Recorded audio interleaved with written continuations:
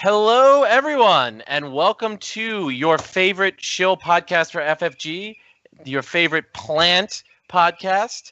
As always, I am Roy Rogers, and you are here for the third season of Second Sons. So beginning for 2018, we are rebooting our numbering. So welcome to our third season of Second Sons. And again, as I said, as always, I'm Roy Rogers, formerly of New York City Meta, currently in my apartment meta, which has British reality home buying shows on at the moment. Joining me today is someone I feel like I haven't spoken to for ages, Chris, champion of my heart, Shonenthal. Did you have a good New Year, Chris? Not bad. I had a nice game night, festivities. It was a really good time.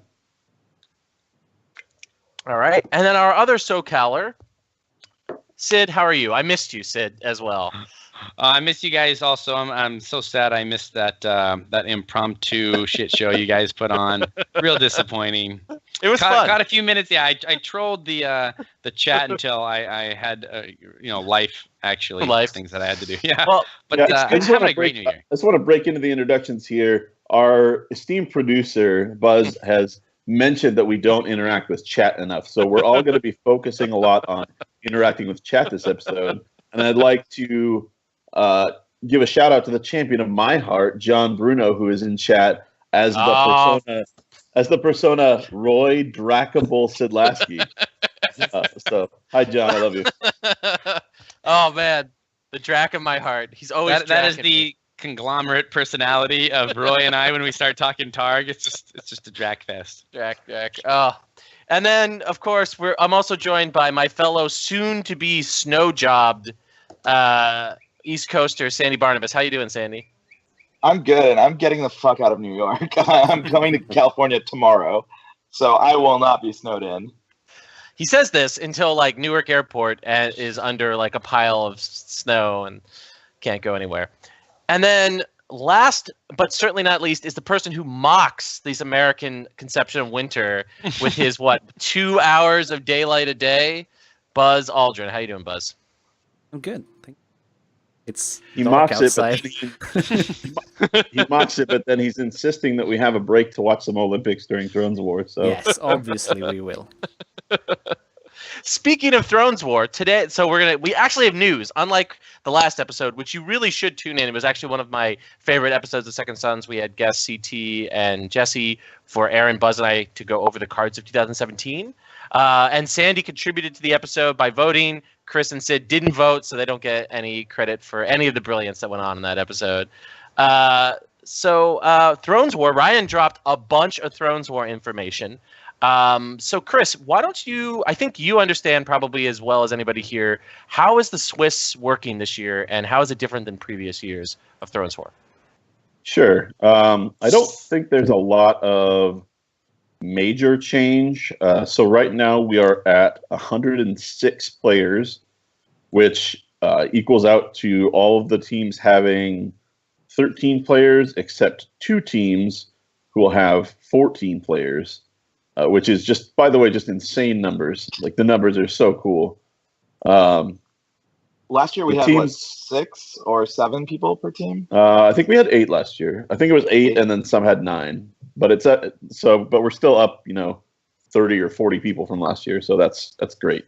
But there's not going to be a ton of changes to the Swiss. It's still going to be, each team is going to play against each other team exactly once. So there'll be 7 rounds regardless of the number of players. And then we're going to cut to 32. The minor tweak that we made this year is that instead of there being quote unquote players to take up the extra spots that are providing a 3 and 4 record, which is what we had last year, we're just cutting that complicated system out, and we're going to have the players who get buys. So when you play a team that has fewer players than you, one of your players will get a buy.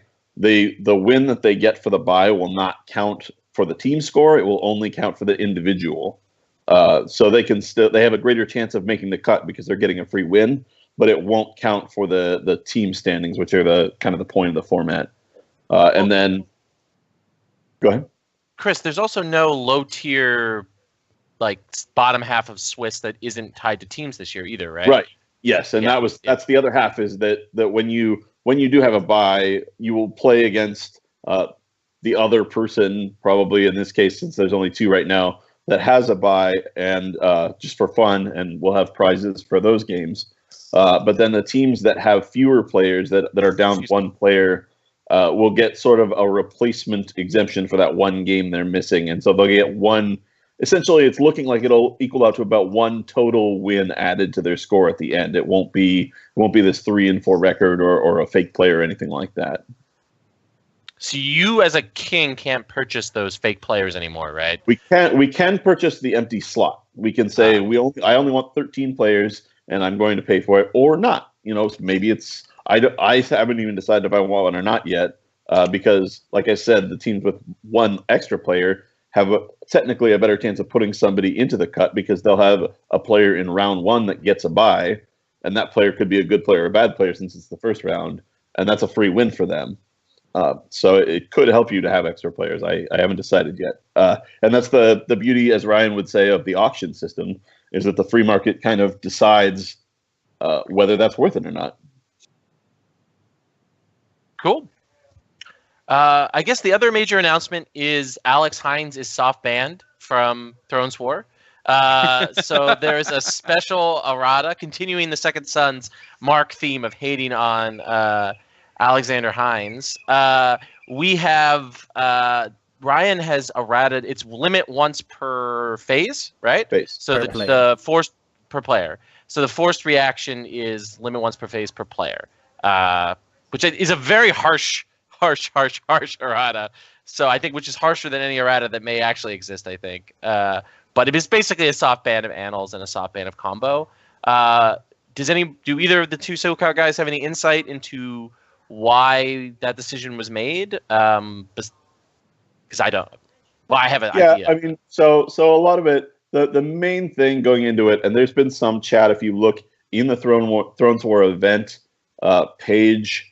There's been some chatter about it. The real thing it came down to was that in a format where you're playing each team exactly once and each house exactly once, it's much harder for each house to have to come up with a solution to combo. So you're much less likely to hit actual hate cards because, if say 2 houses have a viable combo deck. So for instance, if Martel and Tyrell have the viable combo decks, then are you really going to try and are you going to try and tech out your deck to beat 2 matchups that you might not even have that are going to be exactly 1 game each? And B, if you're on those teams, are you going to, the limit is 4 per player. So if you get 4 good combo players on your team, you could just kind of run over the field if combo is in there. And as Ryan likes to put it, there's a constant tension between competitiveness and inclusion in Thrones W.A.R. And we try and kind of walk the line where, it's a serious tournament. We all want to do well. I'm stressing out a lot about the draft right now. But it's also, a tournament where we want everybody to come. We want everybody to have a great time. And we don't want anybody to have any real serious negative experiences. And combo, regardless of your feeling on it, I think people can understand that for the players of a lesser caliber or that don't expect it or even that, like I said, are drafting a house that can't handle combo as well, it's just naturally harder for them to enjoy their experience if they have to just get run over. Can I ask a question about the errata? And I might be the only one with this question, but it's the reaction is what are the interrupts, right? It's an interrupt? It's a forced interrupt. Forced interrupt. That's what has the limit, right? Correct. How does that actually stop combo? Because it's just passive text. I think it's not the forced interrupt that's getting the errata. I think it's the passive text. The passive text. It's going to say once per so it would be like phase per player. You may play an event in this card bio. Yeah, it's not. Okay. It's not once per phase. You're putting one. I was confused because the errata said limit once per, and that always applies to something that's triggered, right? So I thought. I was a little confused by it's not. The wording is not perfect, but the intent is that you can play 1 event per phase from your discard pile per player. Okay. I mean, to be really honest, like if I was advising Ryan, I would just told him to ban the card. Like, just. Yeah, there was there was talk of that as well. There was kind of a back and forth, and there were parties on both sides of that. That some said, well, if you're going to do this, just ban it, and some that wanted it kept it at once per phase. So ultimately, that's what he went with. I don't know what swayed that decision, but it's for all intents and purposes, it's a ban. So it's pretty much the same. And that if somebody has has some sort of weird fair deck that wants to use it, like I think Fred Bird from Vegas talked about having a couple that wouldn't mind it. Maybe it still gets played. I mean, one extra Drac. Here we go. And consuming flames. And consuming. There you go. And hands judgment to protect them. So. Yeah. So anything else come out of the Thrones War announcement that stands out to folks here? Just a reminder that on January 9th, Roy and I will be live casting the auction at 7 p.m. on the SoCal Thrones Twitch page, which is twitch.tv/SoCal_Thrones. But you can find that pretty much blasted to every Game of Thrones Facebook page I could think of. But if you don't know about it, you should join, because last year the live cast was really fun and hectic, and it should be more fun and less hectic this year. So people, I will not be at the American Historical Association meeting, so I will be able to participate, and which is why I wasn't able to participate last year. So I'm very excited for it. I think taking the morning off work afterwards, particularly with 106 players we have to get through, and it'll be finishing like 2 in the morning East Coast time. So I am very, very excited. It is my only Thrones thing between now and between this episode, Second Sons, and and the 5th or 9th or whatever it is. So So anything else about Thrones War before we move into the other major piece of news we've got? I think that mostly covers it. Cool. All right. So FFG also dropped on us today, giving free content to Second Sons, which I appreciate. The announcement for the next pack. Well, the pack after Kingsmoot, which is the Faith Militant, and this looks like to be a pretty big pack. It's announced that we're going to see the return in this pack of a new Dany, a new Arya, and was there another Cold Hands? And Cold Hands from. So we're getting a new Arya, a new Dany, and Cold Hands for the first edition elitists out there is returning to the game. Pretty much a relatively close reprint, right, to what he was in first edition. So we'll start actually there with Cold Hands. What do you all think about seeing Xyler's card come back into the game? He's a 5/3, right?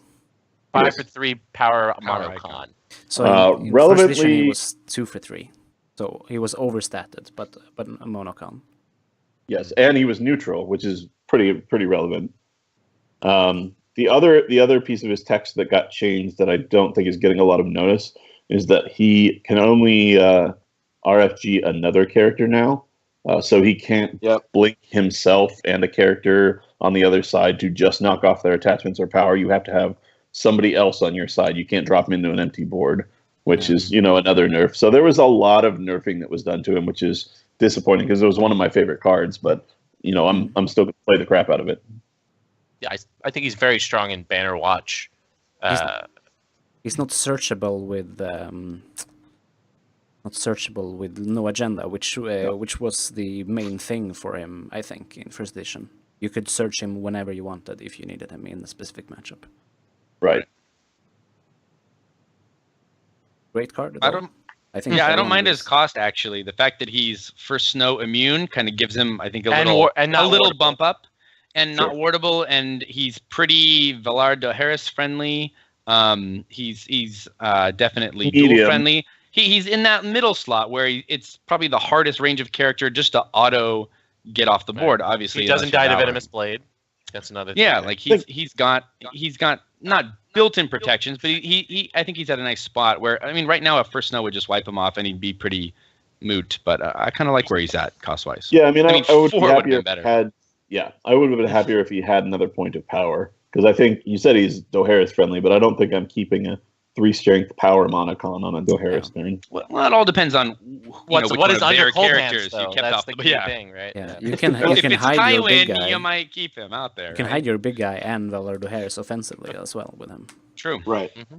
So this is actually I really like that this is a really good answer to the stuff that we haven't really seen take over yet, which is like Voltron Mace or whatever, where you just have 12 power on one character or something stupid. Like, I hate those decks, and I think this gives a very playable answer to them out of Night's Watch. It definitely helps Night's Watch, particularly Night's Watch Wolf. I think it just sort of gives an additional control of big characters. Those kind of like small board attrition style decks really get some advantage. As a person who still loves First Edition, I love that the Cold Hands Cannot Be Saved text was carried over, which I think is a cute thing, particularly if you watch the show. No spoilers. But yeah, I'm really happy for Brett. I think this is a good redesign of a champ card, and I think points well to maybe we'll see less broken champ cards in the new cycle, but we'll see. And then that sort of brings us to the other major card, Cersei's Informer. Right? That's the card everyone is excited about. No, I'm excited to put some gold on. I mean, I think this is really cool because it plays around with bestow, right? You can put it on other bestow cards, right? Yep. Yeah.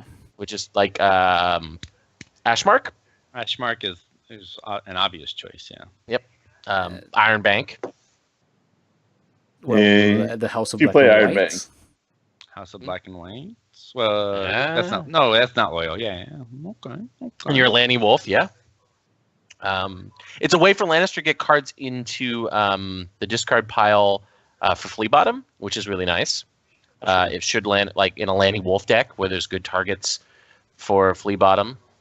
Yeah, I think the fact that it's an action means that you can actually do interesting things like Iron Bank to get gold, put her in with Flea Bottom, bestow that gold on her, move it somewhere else. Like there's a lot of bullshit that's possible. I like the fact that the bestow mechanic is becoming more fleshed out. I think manipulating gold in general is like as we see more and more tools to that, I think we'll see that bestow cards. Like right now, I don't like Old Town Informer, I think, and Astapor are the two cards that I see that actually get bestowed significantly. Maybe Begging Brother. And I think that with cards like this, Hornhill, and I guess Iron Bag technically, but like that's an outlier. But I think like the more tools we have like this, we'll start to see more kind of interesting interactions, which I'm looking forward to seeing. Mm-hmm. I agree. Danny said, I think either in the last Beyond the Wall episode or with Will and Tommy, that he wanted to push bestow into like interesting places rather than just sort of putting gold on cards to power up effects. And this, I think, is one of those interesting places, right? Because there's so much flexibility and so many plays that you can make with this card. She places the gold in an interesting way, but I still think we need some more interesting effects. Sure. With bestow, right? Like she moves it around, but you're still kind of moving it around to the same stuff. I'm excited to see if that's true, what that'll look like. Stuff like Ricasso, I think, is like hugely valuable with this, where it's a powerful effect, but it has a relatively low cap. This lets you get beyond that.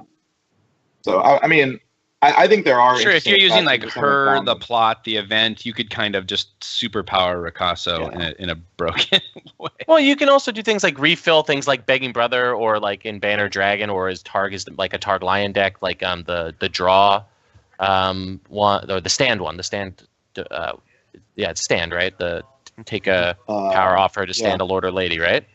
So I think it just creates more. Just I'm putting gold on this to do something. It's you can always be like, oh, there's something interesting I could do with this card. So despite the art being very Disney-ish, it's a very interesting card, and I think I'm actually really excited. It's one of the more exciting Lannister cards. Any other thoughts? I think it's not an obvious power card, and people are like, it's boring.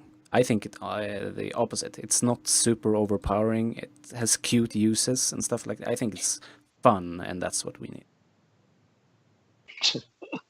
Yes, fun is a good thing to have in this card game. It definitely is.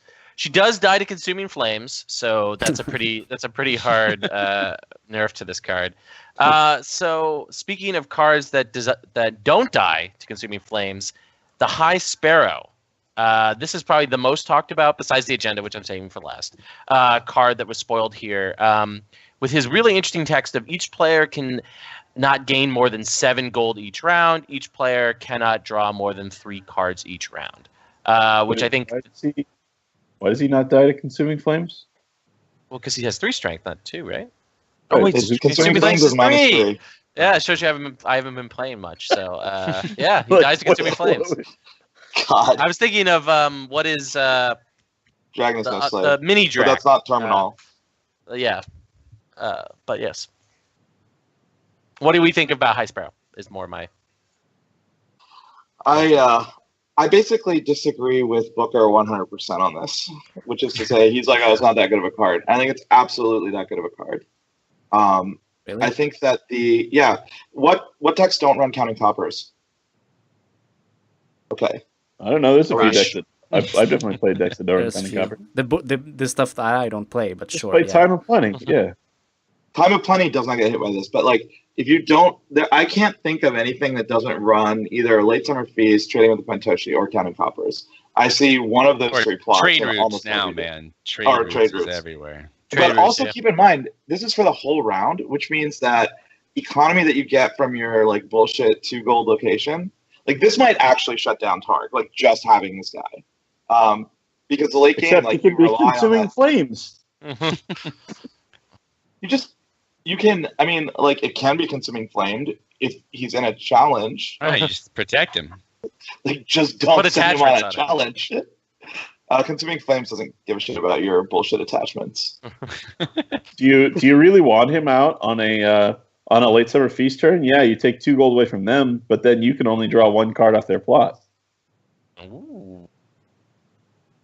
Unless you get rid of him after marshalling.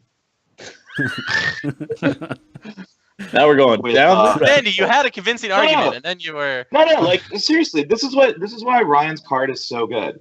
Like you can play this card in marshalling, get like you prevent them from collecting gold, return it to hand. Now you have gold for events, and it's an asymmetrical advantage.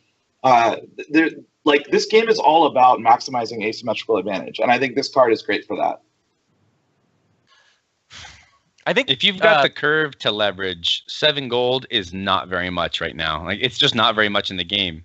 And if you're limited to 7 in the mid rounds, like you're at a disadvantage unless your curve is built for it, which you're going to have to be obviously if you're playing this guy. I think it's a very cool card, and I mean I'll use it. I mean, I think he's interested in Martel because Fred, in a discussion that we had on the Facebook group, reminded me just how many like reveal effects Martel has. And things like water gardens get around this, right? And of course, in-faction reducers, things like ocean roads that don't like count off gold, or Iron Bank, like gets around this because the gold on Iron Bank it counts as being in your gold pool, but is not collecting income. You right? can shut down Tyrion. You don't gain it probably every right? turn. So like there's like lots of interesting plays, but the question is, can you build a deck around a 5-cost character that's unique? Like, and want them to stay in multiple terms? Like, I don't know. You don't need to build the deck around him. It's like Littlefinger, right? Like nobody builds their deck around Littlefinger. He's way more niche than Littlefinger. He's very, very different. That's a terrible comparison. Like Littlefinger is like a Corey card. 3x, he draws cards, gives you income, and does challenges, right? Like, this is not a card that does that. This is not a Corey card. This is a builder card. Like, well, yeah, but you can pretty easily build your economy base to be reducer based instead of gold based, especially if you're playing neutrals. Yeah, they can, but they're not going to because they're not expecting. Like people, a lot of houses are still going to be playing the gain 2 gold locations because for a lot of houses they're amazing. Not all of them, but about half the houses, they're amazing. And houses are still going to play trading. They're still going to play trade routes, and you're just going to shut them down on those turns. They're going to play Tyrion. I think if you build for it, I think people have gotten spoiled with economy, like big time. And he could be a wake-up call for a lot of people's decks. I like your optimism. I certainly don't share it. It's, no. Mm-hmm. I'm closer to Sid here. I think that I worry about his stickiness. Like I just think that there's a lot of ways to get rid of this guy, and his effect requires, I think, for him to be in your deck, you want to be able to take advantage of it, and it requires you to distort your deck in a way that if something bad happens to your High Sparrow and you can't get them back easily, I think your High Sparrow deck folds because it changes its game plan so much to abuse this effect. Wait, I thought you said you were nearer to Sid on that. Sid seems to think it's playable. Well, I think it is playable, but I think that the what's holding it back is the things I just said. Is what I think. It's like I don't dismiss the card out of hand. I think it's really interesting. I think people will build good. I'm not dismissing it out of hand. It'll see play, but I don't think it's going to dominate the metagame or anything. Oh, I think it would have been a lot more interesting if it was limited to 6 gold. 6 gold would have been way more interesting because then you cannot play a 7-coster without reusing. True. Then it would see a lot more play, I think. But 7 gold, that's a lot of gold. Sure, we have trade routes now, but do people are getting 20 gold? Yeah, like I know, on turns but how much are you using? I mean, I see people, get 20 all gold. 20. No, 12 to 15. What? Like, they're dropping No. 2 7-costers on you. Regular, like, two Okay, turns with sure, 2 fine. 7s and a 3 and a 2-coster If are they do that, standard now. I just They're reset standard. the board and win. Well, yeah, unless they. Well, but there's the plenty of Dukes decks and you're these not days- playing Do-Harris. Like Tyrell can on a like after a Do-Harris then go into its trade routes and play like 2 7-costers, a 5-coster, and then have gold to ambush in the what's her face. And like that's how I beat Joe Mirando at a game night kit. Was just like he reset the board, got me down to like 1 character. I was like, oh, trade routes. I have 25 gold. Renly, Randall, So I think boop, boop, boop, boop, boop. Oh, hey, I just gained 7 power this round. Game over. I think it's- Alejandro's stance on it, which he posted in chat, seems like the most relevant to me. He makes the point that you want 3 of it in your deck to make sure you see it if you're going to build your deck like you're talking about, Roy. But then it's a card that you're not that happy to see when you draw it. Like you're fine with it, but you don't want to put 3 of it in your deck. Like it seems like it works at its own cross purposes sometimes. I kind of wish it was an agenda Sure, Well, as wait, an we got agenda one. would be a Plot. very different evaluation. or a plot. Speaking of things we wish for, somebody in chat wanted our opinion on Song of the Seven. Yeah, I've totally missed that card. Yes, Song of the Seven. Let me bring it up. I just got to reread it real quick. All right, Song of the Seven. That is reaction. 1 gold neutral event. Reaction: after you lose dominance, move 2 power from the winning opponent's faction card to a 7 character you control, max 1 per phase. The first thing I enjoy about it is that its traits are just the name of the card. That's pretty good. Easy. Okay. Sure, the event is super strong. Super strong. But what do you put it on? I don't want to put it on any crappy characters. Fat Cat. Do we even put Talon, those yeah. crappy Yeah. characters in my I mean, I think it's my deck? Stark. Obviously, Stark Fat Cat. Fat Cat, yeah, Yeah. sure, I get that, but I mean then you have to play Stark. No, I mean, I guess you could put it on High Septon. You could put it on High Septon. You could put it on. The High Septon.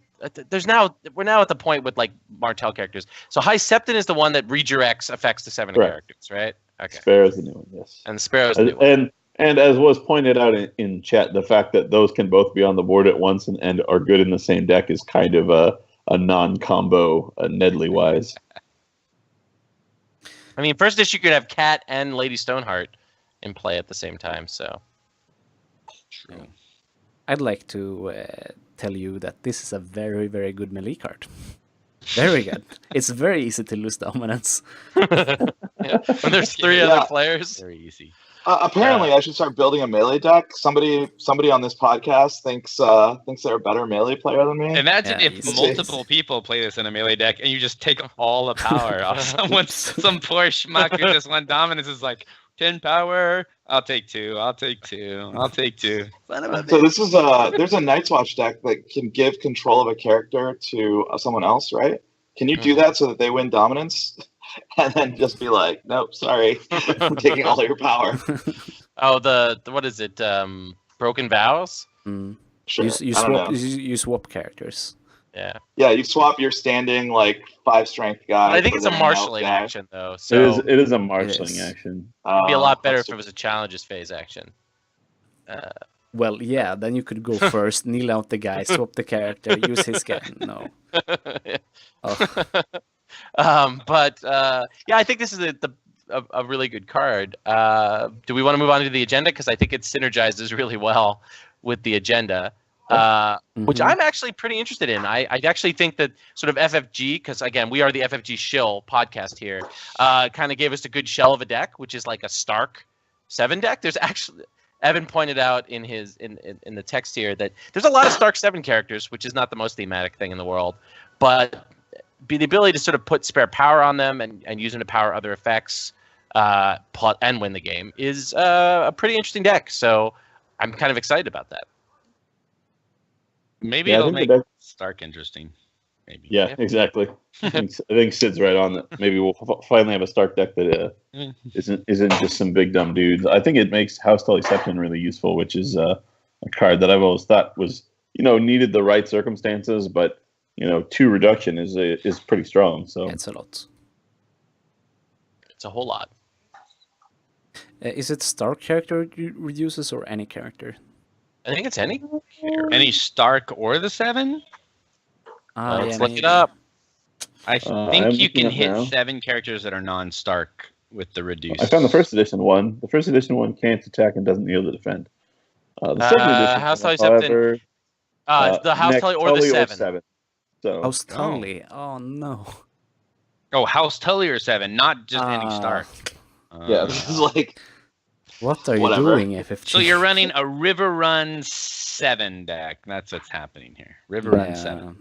I mean, you still get Edmure. You still get. does anyone at FFG play this game? Honestly, There's a lot I mean, good is this what passes for a good you deck? can always live the dream, right? Like with Hoster Tully and the House Tully Septons and the River Run Minstrels and Big Cat all not kneeling to, with Blackfish, Blackfish stealing renown and the new event stealing power off their house. Like you could just kind of like. As long I don't as think you it'll be a get tier 7, 1 deck. you'll steal 8 from them and you'll win. But this Stark 7 deck sounds real obnoxious when it gets going. We need an attachment that gives it 7 traits, so we could put the power on good characters, like the Blackfish. If he could get a 7 trait, that'd be more interesting. Yeah, or like put it on Randall, and Randall's now able to gain power and. yeah.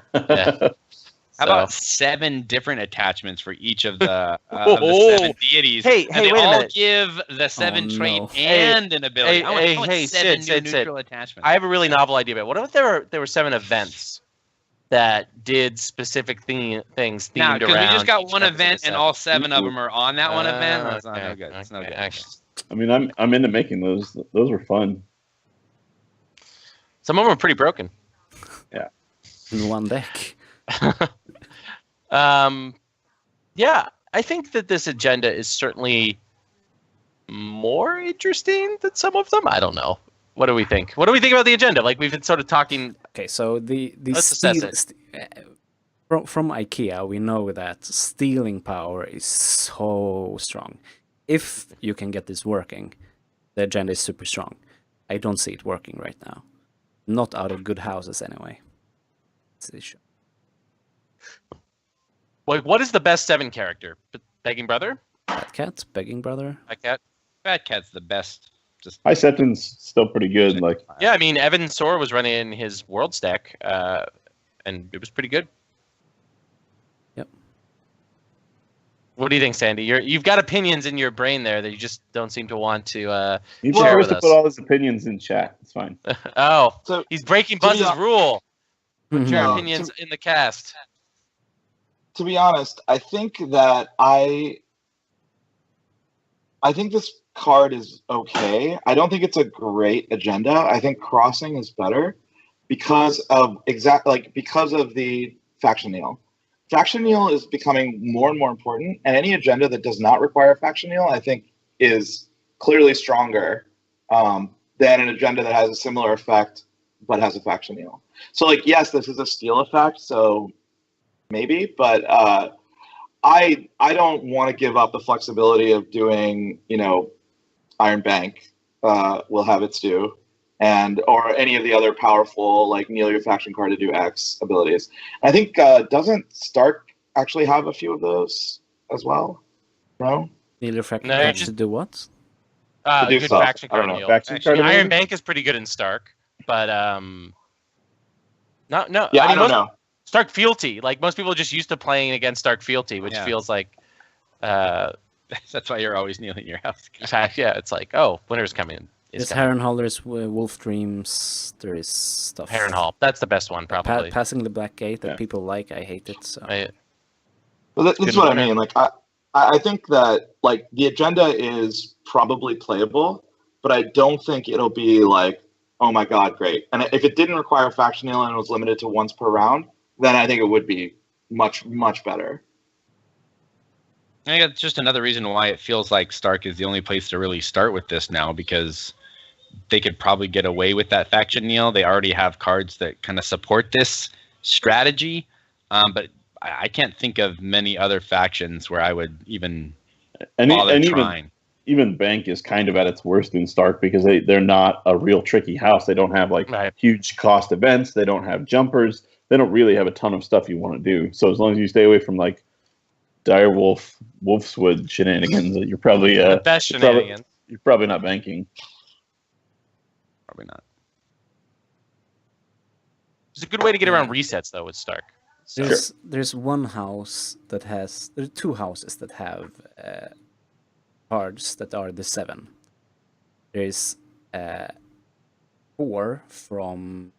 Yeah, well, 3 2 Cannon Starks. 3 from Stark and 1 from Tyrell. All else are neutral, so Oh There's just no support Talk for- about for that the- for the- Septon Hysterica. yeah. oh yeah, the That's new how you one. go. Yeah, there The you one go. that you So- really want in a challenge. and you really want, and she totally is a very safe character to stack power on, right? That 1 strength, 3 cost, right? She's 3 for 1, right? Yeah, somebody in chat mentioned that Bera's getting the new Celeste that'll be a 7, but that's still exactly one. No, wait, she's character. not. Why would Celeste be 7? She's R'hllor to the She's bone. R'hllor, yeah, right? Yeah.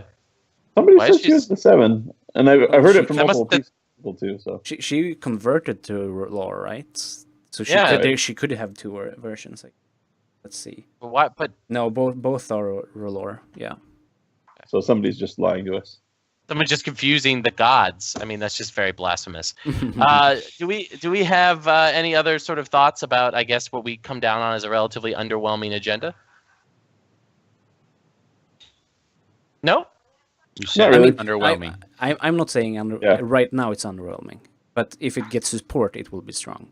Except Sure, for, it's one of those for that the needs, issues except for the issues with the faction hill. It needs a critical mass of relevant bodies. Basically. In a deck that doesn't need other faction hill.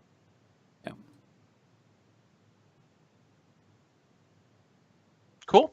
All right. Well, I'm going to throw things to Buzz because Buzz has a couple of things that he wants to talk about. And so, Buzz, what do you have for us? Okay, so 2 things. All right. I'm going to. Yes. Cool. First off, we're starting a league in Stockholm. We want to play a year-long league. We want to support our game nights more. So we will have a game night kit each month, which is cool. It's easy to give points, etc. But we're new to this, so we would like to support the players that show up all the time, over and over. The loyal people, right? We would like a system for them to get points, so they could be in the running without even being good, just because they're showing up and being loyal. So both chat, people in later, or you guys, I need advice. What do you guys do for league stuff? Is it only like, yeah, we're the best? This best guy wins every time? That's how we say it. And it's Okay. like, yeah, you're the best. No, actually, our the league trophy at our local game store that James Speck runs. Well, he runs the trophy half, and John Kraus runs the tournament half. But has a lot of names on it, and they're all pretty widely varied in terms of who's on it. So it's pretty cool. I think there's only one or maybe two names that are on there twice. We do a summer and a winter, or maybe a spring and a fall. It's basically two of the 4 quarter kits we do as leagues, where we have a full spreadsheet that John Kraus does with achievements, and you can play each person up to 3 times across the league. And then we do a tournament at the end for the top 8, usually players with points. And then the other times we just do a quick game night kit and then have casual nights. I'm being told that the 2 repeats on the trophy are John Bruno and Johnny Wright, but there are probably a dozen names on there, so that's no small feat to be on there with the kind of meta that we have. Mm-hmm. Yeah, I like incentives that get people to not only show up every time. So a few people in the chat have mentioned, a point for every game you play, 2 points if you win.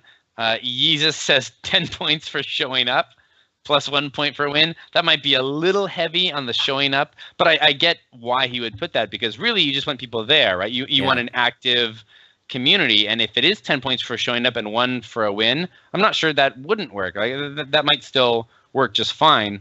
I also like incentives that get people to play varied decks. So if you show up every single week and you're just playing, the same Lannister deck every single week, you'll get something. But the player that shows up with a different faction every single week, I think, should be incentivized to do so and get those extra points. So yeah, if you're not just about who is the best in Stockholm, and you're more about let's get everybody playing different things. Let's get like the entire breadth of the game represented across this year. Then you really want to incentivize those different things, not showing up and playing varied kinds of decks.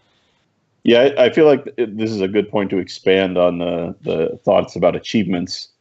So when I say we have the achievements, those don't necessarily feed into the same points as winning and losing your games. So the top 8 tournament is based on the wins and losses and your win percentage and things like that. But the achievements are a separate kind of track, if you will. And so at the end, there's an achievements winner and a tournament winner. And the achievements are all sorts of things. You get a point for each house and agenda combo you do. So it incentivizes you to sort of broaden your horizons in terms of what you're playing. And then there's various points for all sorts of different things, like playing 4 events in a phase, or ending the game with your opponent having no power on their house, or coming back from 5 power down to win, or things like that kind of incentivize. And even some that are different gameplay things, like kill all the characters on the board, or kill your opponent's last character on the board not using a plot effect. So kind of trying to get aggro decks and things. So there's all sorts of different ways that you can go with that to create incentives for people to build different decks and play the game differently to try and get these achievements. Cool. So since we are supposed to jump into the chat, not to disrupt us too much, but I just wanted to mention that Sandy's flight got canceled, so he's stuck in New York, and it's like I'm laughing about that. It's great. Like, oh my god. I'm on standby. Build a snowman. Build a snowman tomorrow. Will Sandy. you Have a nice day. Yeah. Snowman? Roy clearly has not watched enough Frozen, as he incorrectly sings the song. Yeah, that felt. I haven't watched Frozen about a year. So. Missing out, man. I Don't have kids. So, I don't know. No. I have my only terrible taste. So what was the other one, Buzz? What was the other idea? Next up, I want to build a new community site. In first edition we had Aegir cards. You look surprised, but you've known about this for weeks and weeks. And what? Sid, you are a plant. I am just. Oh my god. So full disclosure, I've been working for FFG since 2002. I'm actually coming to you live from Roseville right now. It's all the reason lies. no one's been to my house. The reason I don't show up to anything is because I actually live just outside Minneapolis. I'm gonna get a beer. You keep talking about this thing that I'm just now learning about. Woo!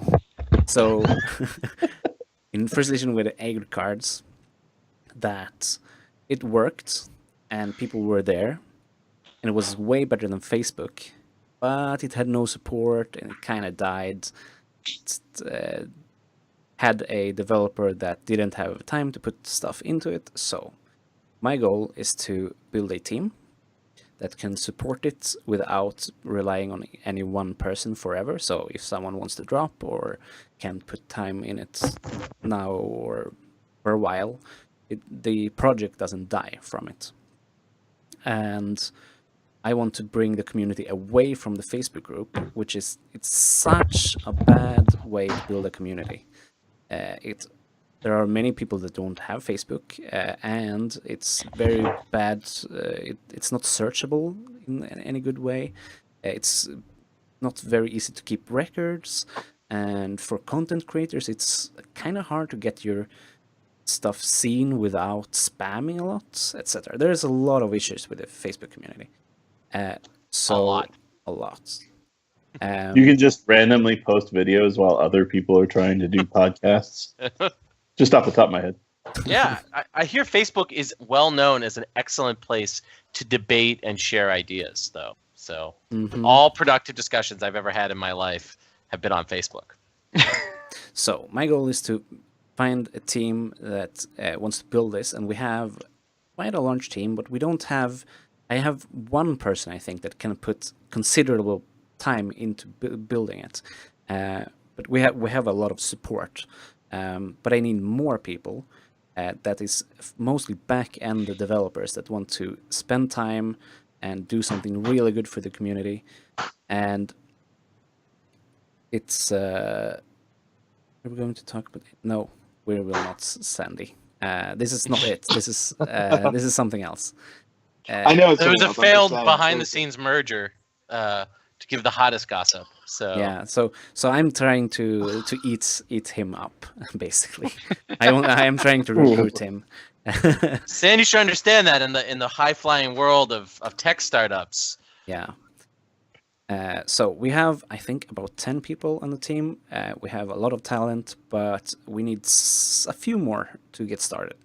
And mainly back-end developers, but also content creators and people, community managers, etc. For when it's done. But right now, back-end developers, please, web designers, etc. What? Web designers aren't back-end developers. No. Back-end developers and then web designers. And on top of that.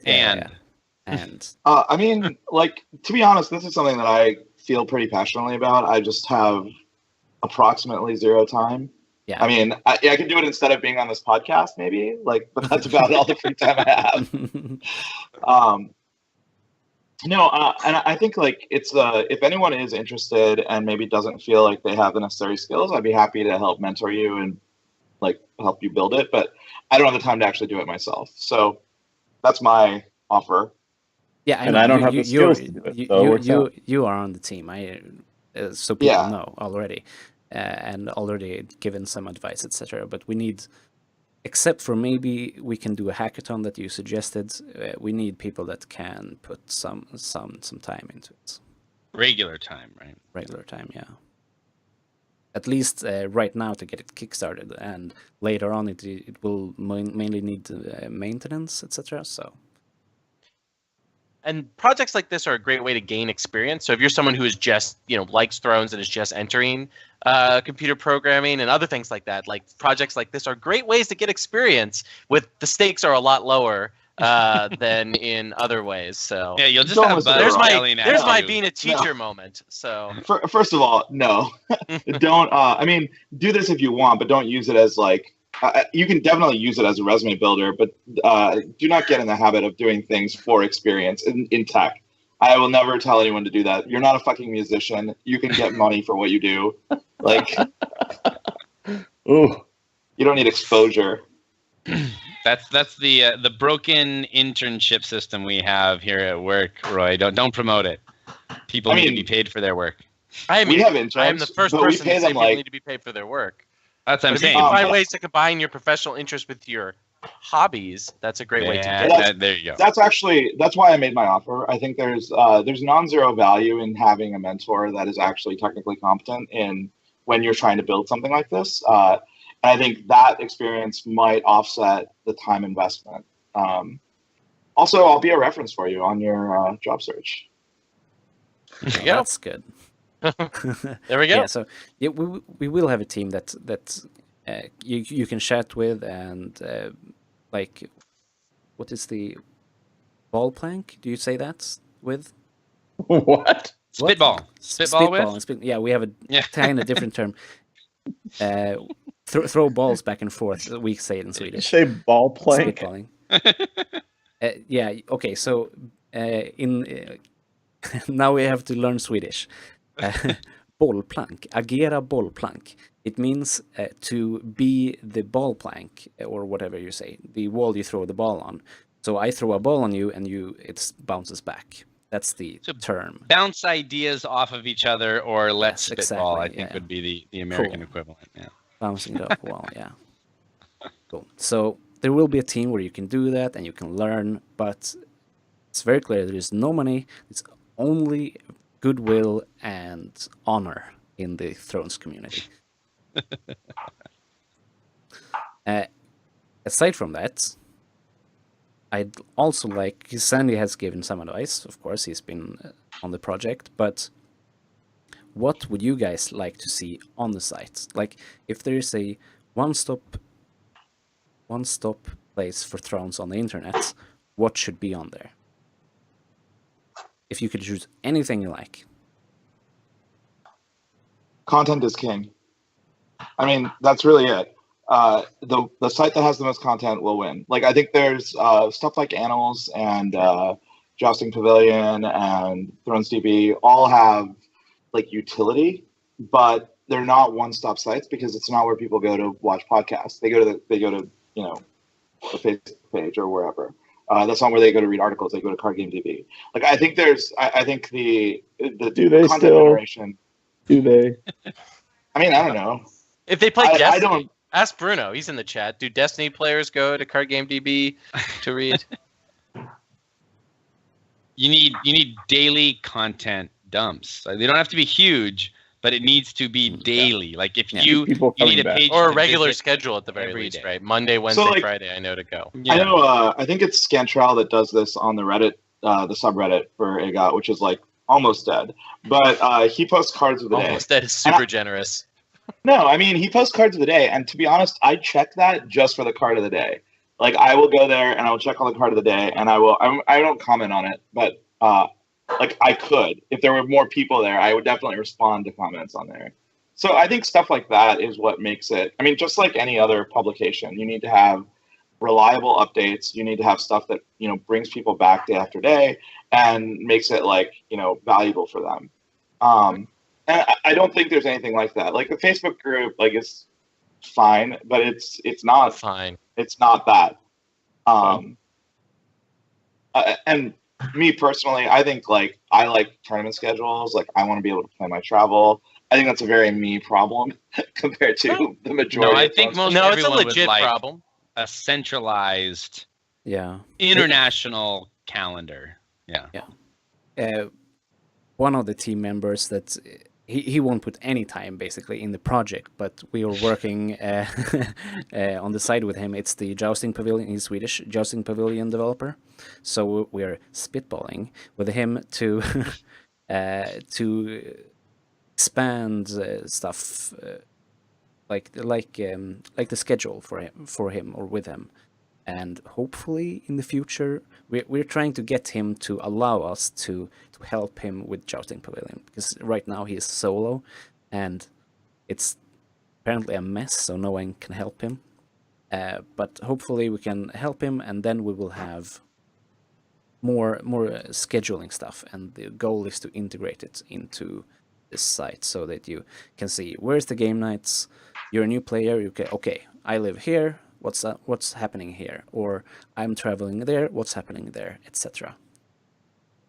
And the ability to filter is also really important. So, like, I don't want to see game night kits in Sweden, but I want to see Store Championship, or Swedes don't want to see Store Championships in the United States. They want to see game night kits in Stockholm, right? Like, instead of just having like a tournament listing, like, it's the ability to force people to tag, like, this is a regional. So people who are looking for regionals can do it, right? Yeah. Is really important, I think. I mean, as a problem that previous event things have had. So I was going to say, I care about game night kits in Sweden and also in the US. So like, Yeah. That's why that filter Right, option. well, that's why for you, there's the Sandy. Sandy Barnabas. Click Like you that can have box. a user thing that's just Select show all. Select Select all. Or we'll just call it the Speaking of Barnabas which, option. You There can we just- go. That can be Sandy's online name. Select all. That he needed that. let me just tag. throw this out there. February 10th, is there a tournament anywhere? I don't have anything in my schedule for that weekend. So if someone wants me to come visit, There's this On a new weekend. community site that needs help with if you want to work on the weekend. Tournaments generally take 7 to 9 That's the week hours. between Thrones War and Wins, right? I don't think there's anything going on the East Coast. So yeah, purposefully so. just throwing that out there. All right. Well, that's when Sandy will do the hackathon Yeah. for. So it's this. scheduled then. Also, so there was this agot.cards. We'll have been building a site, and people are like, why are we not using that? Okay. We have big dreams, and there's a lot of stuff we want to do with this site, and he's building in WordPress. Excellent stuff for blogs. And if you want to integrate more stuff into the site, and it's a cool site. It's well done, etc. But it's WordPress. We can't modulate it exactly as we need it to be or want it to be, and hope that we can. Well, hope.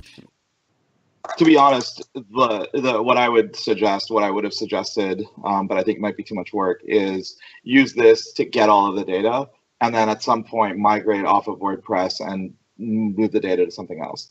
Because like your site isn't live yet, and his is, and that's that's that's first mover advantage. Yeah, and it's also a sweet domain name. You got yeah. cards. I think like that's. I think two things that I've seen in chat that, or thoughts that I've had,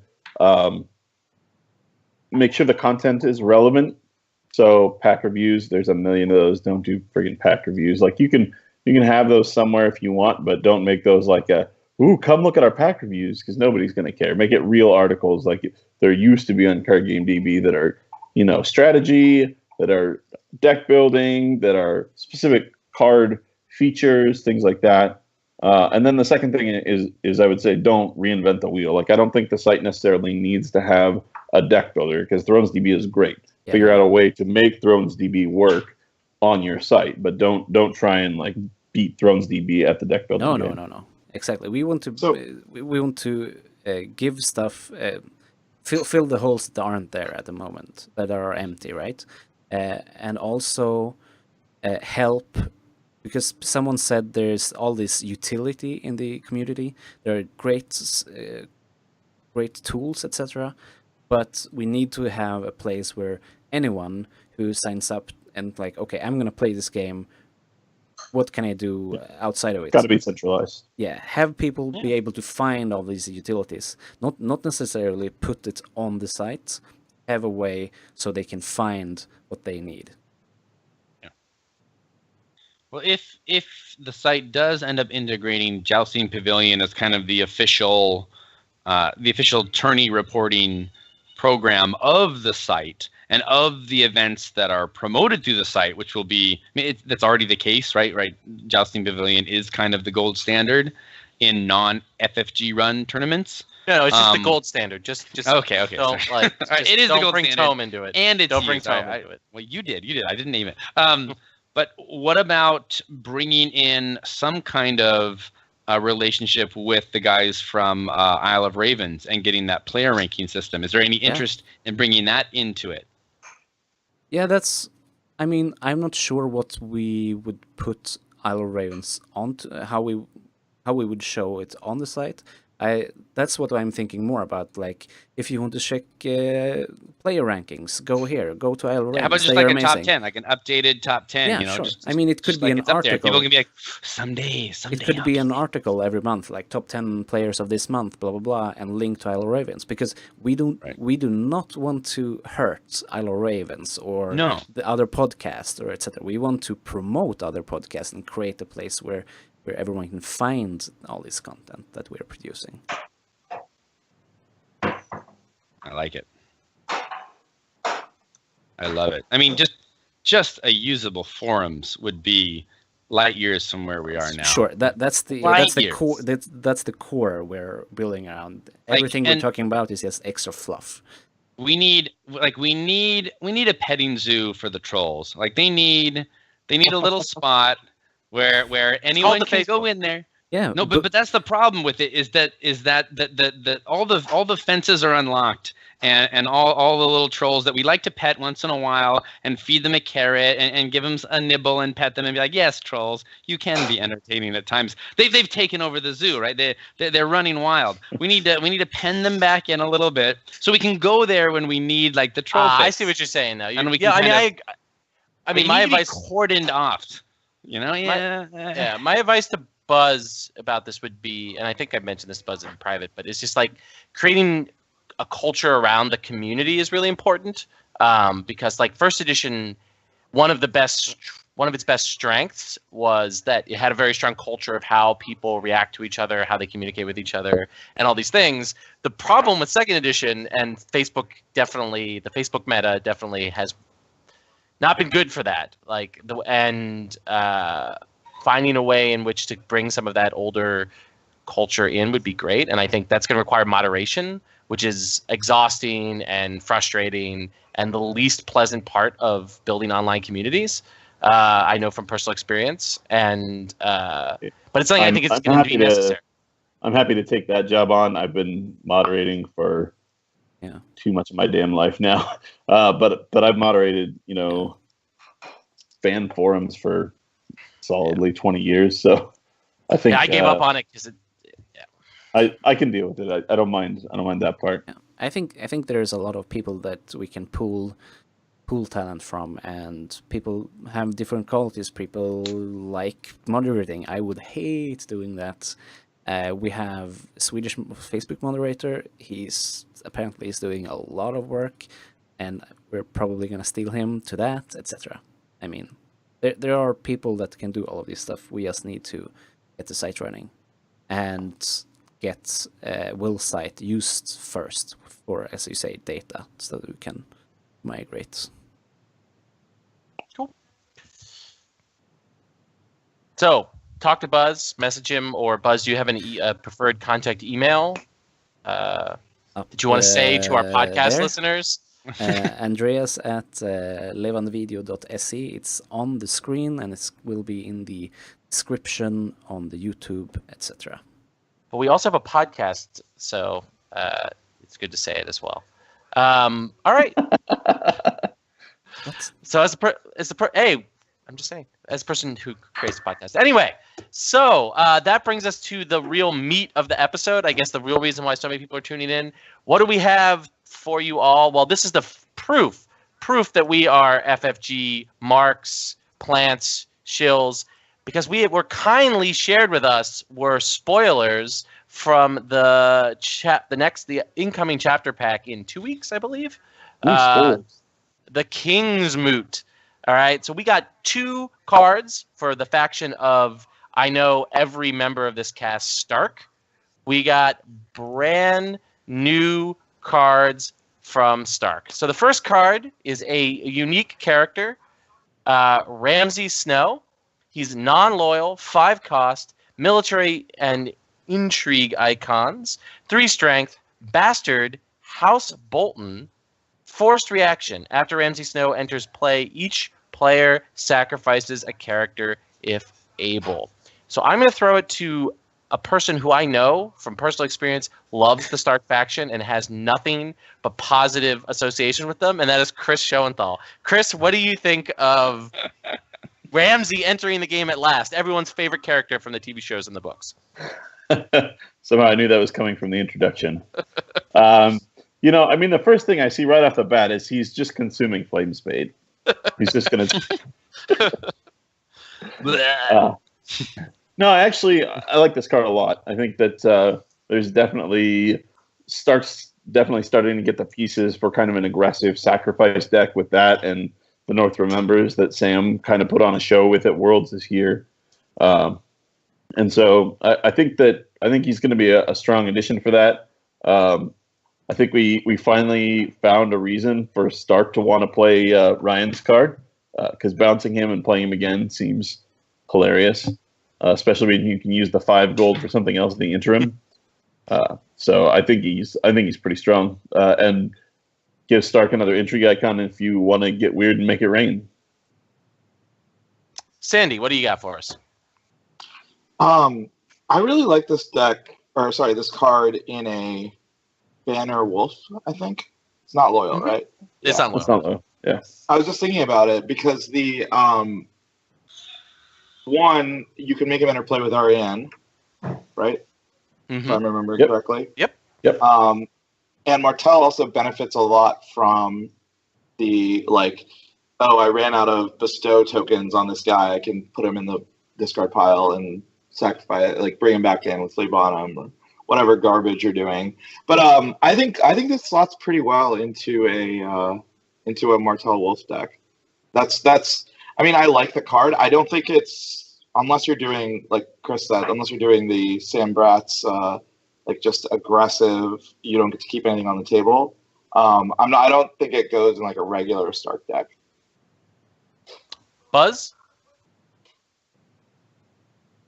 So, the way Stark is played right now, and have been for a long time, is okay. So we got a subscriber. That's very cool, actually.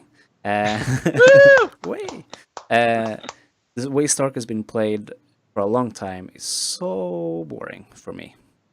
I know there's one player on this cast and only one that loves it. But I really don't. And the worst player on the cast, so. Yeah, probably. No. Maybe. Well, the best Stark player, right? Oh, low bar. So, now I think this gives support to the way that I like to play Stark with lots of different, not kill effects, but control effects, and this is more to the kill effects route. But I mean, a deck with Heads on Spikes and Filthy Accusations and some direwolf tech, summer jumping, etc. This could work for me, I think, to make me want to play more Stark. Sid. Yeah, I mean, I think Buzz kind of hit on it. This is marched, right? This is marched in character form, because sacrifices cannot be saved, right? So yes, correct. So it doesn't matter the dupes. It doesn't matter what they have. You wipe the maybe you valor into this guy and get their one person who they had really well protected. I mean, that might not be his best use, but just keeping those boards really, really small. I love small boards. I don't care what house I'm playing. Once the boards get huge, yeah. Once the boards get huge, I get fairly bored. I'm not into it. 8 characters against 10 characters. I'm just oh god, this is stupid. I just hate it. So anything that just knocks characters off, in a pretty permanent way like this, I really like it, or at least in a way that's difficult to stop. I guess it makes treachery good, like it always is. But I think he's awesome, and he makes me want to play Stark more than any Stark card that's come out in a long, long time. I saw what Chat pointed out. He's pretty sweet. He's pretty sweet in a Lannister deck too, because I was gonna. The full cost sure, with Lanny Wolf, of course, loves this card. The on-demand marched is really, really good in Lannister Wolf, particularly with House of Black and White. So you can just whittle their board down again, and then House of Black and White, what's left, and then marched. I think you can add stuff to Stark Night's Watch as well. Lanny Wolf fits into more than one kind of deck. Just Stark, yes, Lanny Stark, but Lanny Night's Watch, he's got a lot of use. He's an exciting card. I don't think he's overpowered. I don't think he's broken, but he's an exciting Stark card, and we need more. We need more exciting Stark cards. No doubt. And I think because I like that. That if he gets treachery, you get the body, which is really nice, right? So. That's better than bad things happening with your North Remembers or some other Stark tricks, right? So the fact he's on a body, sacrifice him to sack another character, that would suck. Yeah, right. Like Yeah. it's but you can sacrifice him, right? He gives Stark ways to get characters in the discard pile, and that, to go back to Sandy's point, I think is one of the reasons why he's really strong in Martel Wolf, is because Martel often is looking for ways to get things in their discard pile, particularly early on in the game, and so the ability to like sack a Green Blood Traitor or sack the Dornish Spy that you use to strip an icon is really, really powerful. So I'll also say he probably goes in a Fat Cat 7 deck. So like definitely does. Like, hey, maybe that deck's not quite as terrible as we think. No, it's still pretty bad, but he's a good card in it. Yeah, hell yeah. Any other thoughts about? Do we have anything out of chat that we want to pull out before we move on to our second card? There are a variety of strange combos that people might have put together with it, such as Tyrell Stark, Martel Alliance using Ariane, Foflo Knight, and Ramsey. That's obnoxious. Tyrion's Chain with reinforcements, first Snow, and then Harrenhalling and Ramsey. There's all sorts of that reinforcements interaction. I mean, Iron Bank is its own little abuse. Like, there's lots of fun stuff. It's not abuse because you have to wait a turn at least. Whoever is suggesting for the Tyrion's Chain with reinforcements and House Coronet Knights, shh, that's my Lanny tech. Shh. Lanny Rose. All right.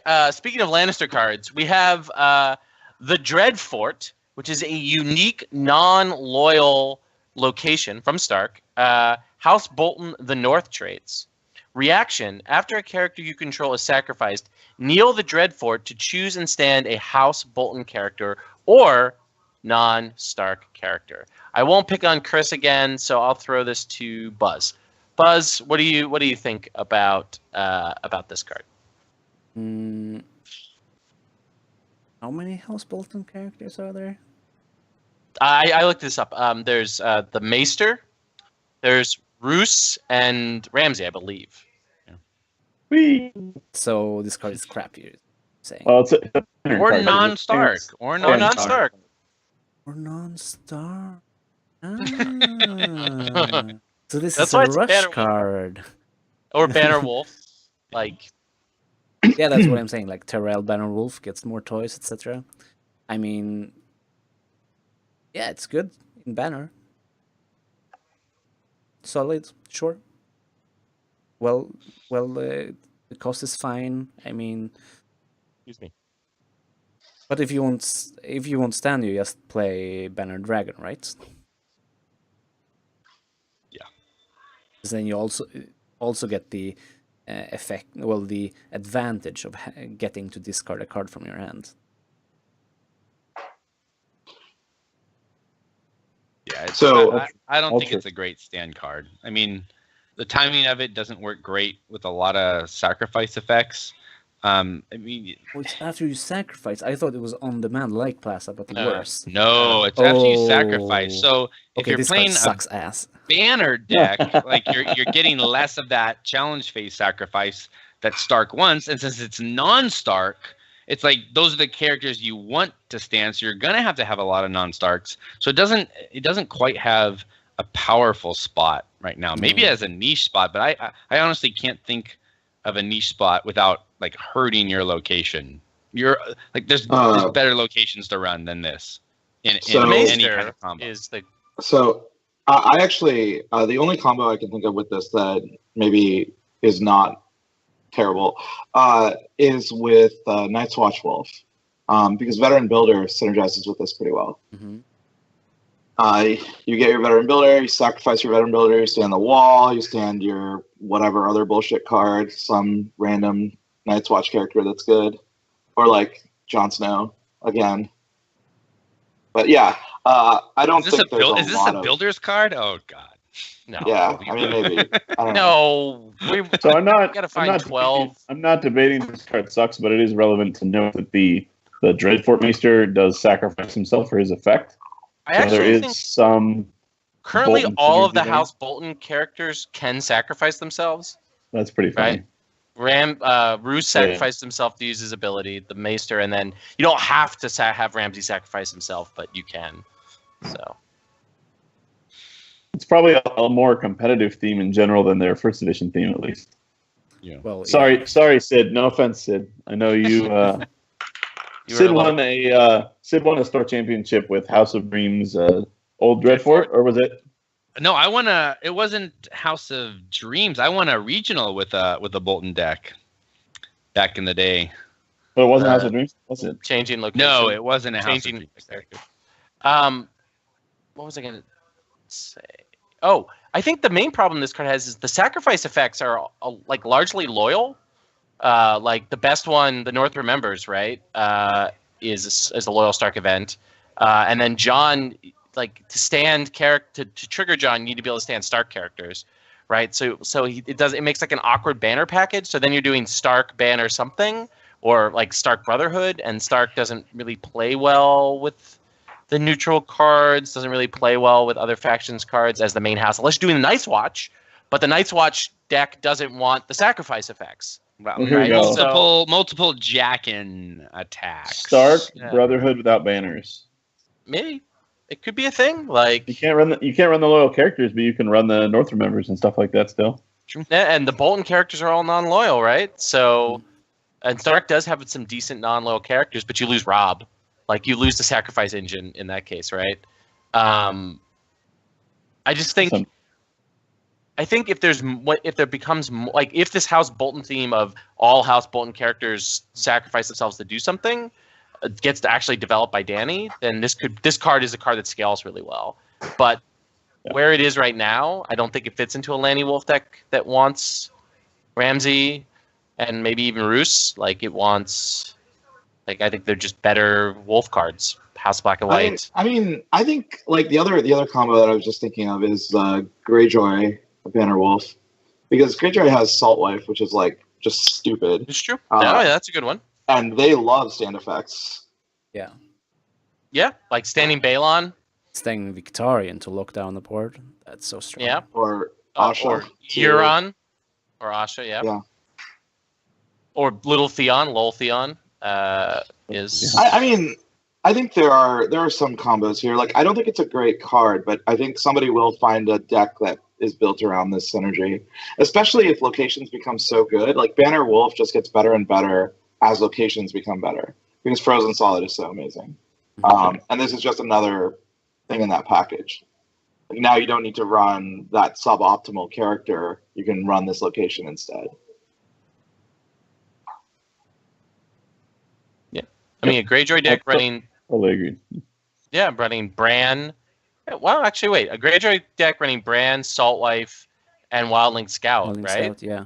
Yeah, that's the card that I just found. Is neutral Wildling Scout is always on demand. That's good if we play Fleet at least. And I think the deck would probably want Ramsay, right? For the extra, could use Ramsay for the extra board pressure. Sure, yeah.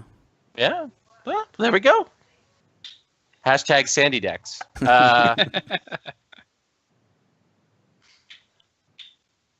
Any other thoughts about Sandy, our spoilers? how would you say, Sandy, do you think this card works well with Oathkeeper or not as much?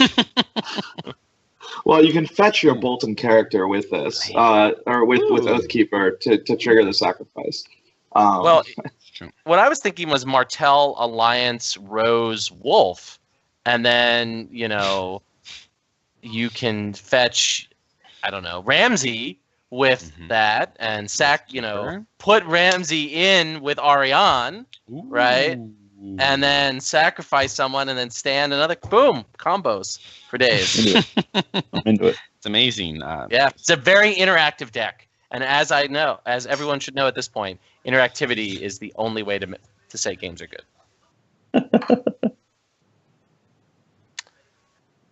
Oh, does it say one of your characters? It is character you control. Okay. The character you control. Right. So that means but that's a Night's Watch Wolf.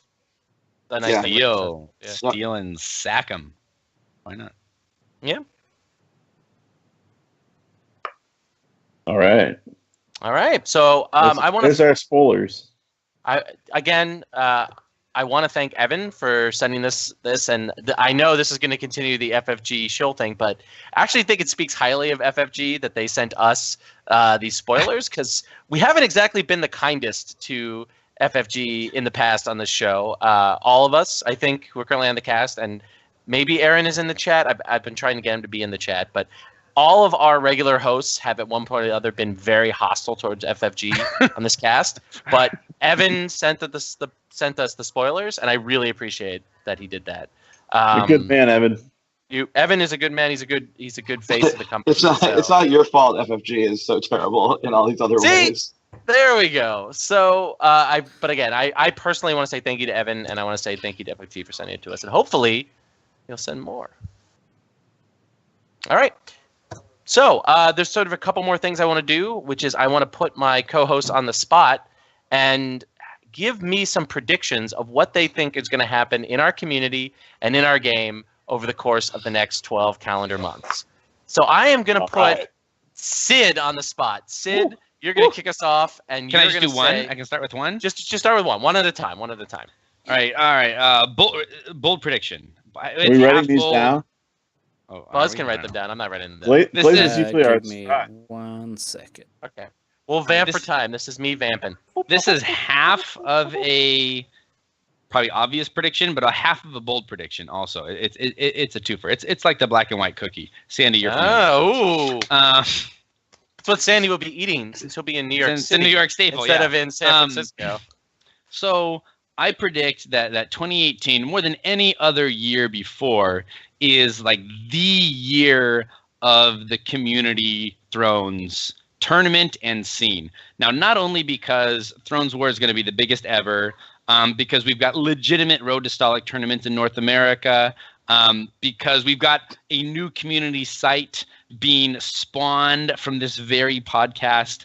I think all these things are going to come to fruition, and that everyone will just kind of attend more frequently these community tournaments. I think Worlds at the end of 2017 was the big kind of harbinger of they need to figure out how to feature Thrones, or else like FFG run Thrones will just kind of fade away. And I'm actually to the point where I think that's fine. So I think Community Thrones becomes the only real Thrones that anyone cares about in 2018, and I think FFG responds negatively to that. to that transition, and I think we're going to see our first real battle between FFG's OP and kind of a community run OP.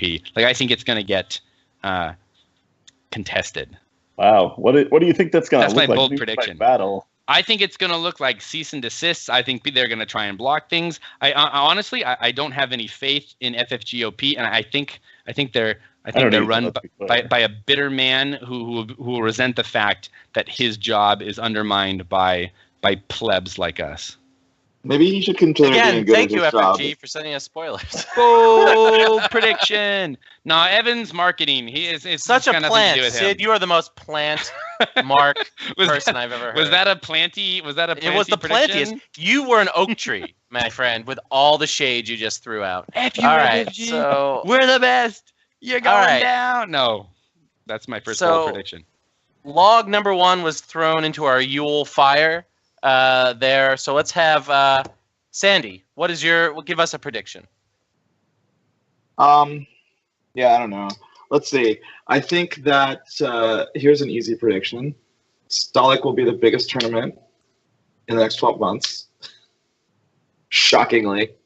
That's not a real prediction. That doesn't count. All right. So are we looking for non-obvious things? Okay. Non-obvious things. Bold or at least prediction. mildly obvious things. So not literally the sun came up.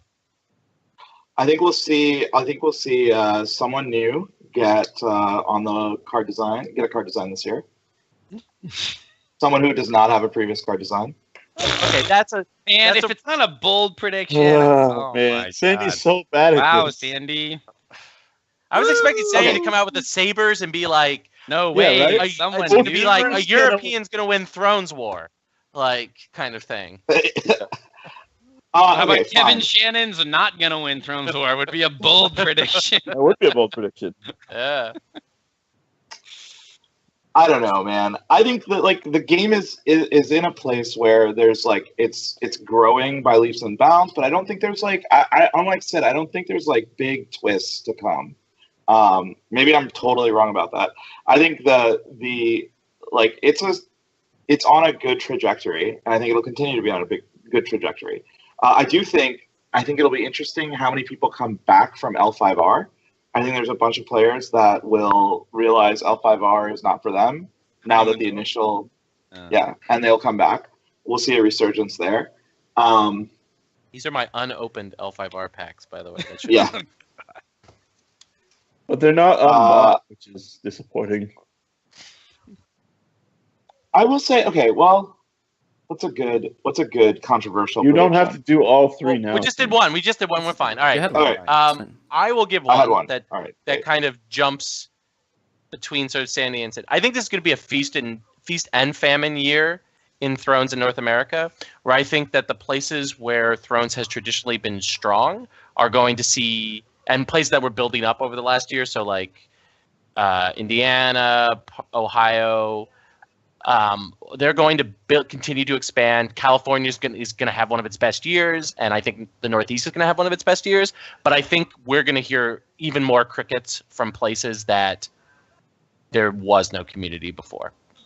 I think that the places where there's already established organizers and people who are willing to drive the game forward are going to see big gains. Like we're going to see a big Winds of Winter. We already have a huge Thrones War. We're going to see big tournaments in the Midwest, but we're not going to see a big tournament in Texas. We're not going to see a big tournament in Florida. We're not going to see a big tournament, in these places where after the initial rush of second edition was that we're not going to see that. So while I think overall fan run tournaments are on the rise, I think in places where there weren't established organizers before, there will be lower attendance this year. I will bet you money there's a big tournament in Texas this year. Well, you may know that someone's organizing one, but yes, because I follow the group. I'm going to like, it. That's fine. Like, but I haven't heard anything. Like, I would be. But will it be big? Like, I mean, Dustin's like he's big? A good organizer. Dustin I don't know. Let's say I don't doubt Dustin. But it's still guy. Texas. It doesn't have the numbers yet in Texas, right? Like, I mean, and this is not me trying to throw shade at people who aren't in these established regions. I just think that looking at the patterns from last year, this is what my prediction is. So I that's fine. That's bold. I think incorrect, but bold. That's fine. I'd be happy to be wrong here. Yeah, that's a great one to be wrong about. Yeah. All right, Chris. So I have a positive prediction, a negative prediction, and a neutral prediction. Which one do you want first? Let's start with positive because I was just negative. Positive prediction: a Californian will win Worlds. Ooh, there we go. All right. Well, they will be back in force, I'm sure, in 2018. Yeah. So that's a good prediction. Buzz? What I had something. I'm writing a lot here. That's it. Dead Space. Yeah. Yeah. Buzz predicts he wins Thrones W.A.R. Right. Yeah. I already heard him say he's not going to drink. He's going to play. I'm going to win the melee tournaments easily. The shots for plots melee. I don't think there is one of those. No, there's going to be a shots for plot. People are trying to organize that. So the only melee tournament is the shots for plots. The California I think CT was offering it as the California Shots for Plots Melee Championship. So it would be Sandy, Buzz, Jesse, and CT. So, all right. I think we will get a restricted list for Joust. Okay. It's not super bold, I think, but something we've been talking about for a long time. Like, okay, now it will come. Now it will come. Okay, now we will get it. It's just the next book. Okay, it's coming next year for the last 5 years. I think we kind of need a restricted list, and maybe FFG is opening up to it. I really hope we will get one for regional season. So I know it's not my turn again, but I'm just going to jump in because that was my neutral prediction, is that we won't get a restricted list this year. Ooh. I think if they haven't done it by now, they're not really looking at it too carefully. So I have a fun prediction that Sandy Barnabas will be the first back-to-back IO Worlds world champion next no year. pressure. No pressure. No pressure, Sandy. That fits with my prediction, though, because FFG would have to screw the schedule up again for Iowa Worlds to have a large attendance. Yeah, it makes sense. Makes sense to me. Wouldn't shock me. Wouldn't shock me. Oh yeah, I mean that was Sid. You're Sid's stealing my predictions here, which is that we get the same fucked schedule at Worlds again. Oh, my next bold prediction, is it up to me? Because it follows exactly what you said, and it would be that Iowa Worlds will happen in 2018, and the attendance will be larger than Worlds. Joust. That's my bold prediction. There's my bold prediction. Oh yeah, I gotta message Kyle. Be like, listen to this episode. Have you Kyle. seen Kyle's So house? you're on notice. Well, I mean, I I'm can sure the handle it. facilities are better than the. I'm going to event talk center, a little bit out of school because Kyle and I were talking about Iowa Worlds, which is if FFG fucks up again, Kyle is going to, because they're putting in like a nice hotel in like within walking distance of Kyle's house that could fit like a 40, 50, 60 plus person tournament, and he It was is 50 willing. this year, so Yeah, he's like willing to make a push for a bigger regional sized, well, day one of world sized tournament. So could happen. And if he makes it happen, people should go. It's amazing. Like It's really fun. Kyle and Danny are great at hosting things. They're great at planning. They have a huge support structure back there. The Plisses helped out a lot, and I know that Danny had some local friends that helped her out as well. And so if it happens, I highly recommend you go. you get to see half naked Matt Lay wandering around, skipping the joust because he's so hungover. There's just a lot of really great. You're welcome for that. That was all me. But I got to see a shirtless Matt Lay, so that's all I'm saying. Like that's. And see, this just feeds into my prediction of community just taking over in 2018. I don't see any signs that FFG is gonna kind of get it all together and be the dominant OP program. I really think community is just going to take over the entire kind of OP program in North America and beyond. It's already basically taken over Europe, obviously, but I think we follow suit, and FFG OP just becomes like a fun thing to go do at your local game store once in a while. Buzz, throw us a prediction. Okay, so in line with what Sid has been saying, FFG acknowledges that they suck and supports the community-run tournaments. Not instead of regionals, but they try to encourage them more, I think. So instead of war, they'll choose to broker a peace. Yeah, I think so. I think there should be, well, of course it should be, but there should be more communication coming out from FFG and hopefully helping more community tournaments. FFG embraces the community finally. This is my prediction. That's bold. Well, this is you guys are doing. You guys are pushing out of all of these. Oh, you want a big one? All right. Okay. Whoa. Sandy's second. I'll give you a bold Sandy's prediction. second. Zach will not be at FFG by the time we record. Zach Rayburn will not be at FFG by the time we record. Right, now it's getting serious because now it's getting serious. I wasn't even willing to go that far. I will go that far. Like I think that L5R OP this year is going to make more. It's going to be successful, but it's going to make more people unhappy than happy. I think that the Netrunner thing that is floating around in the background, that they're going to try their own Grand Prix of Netrunner, is going to do the same thing.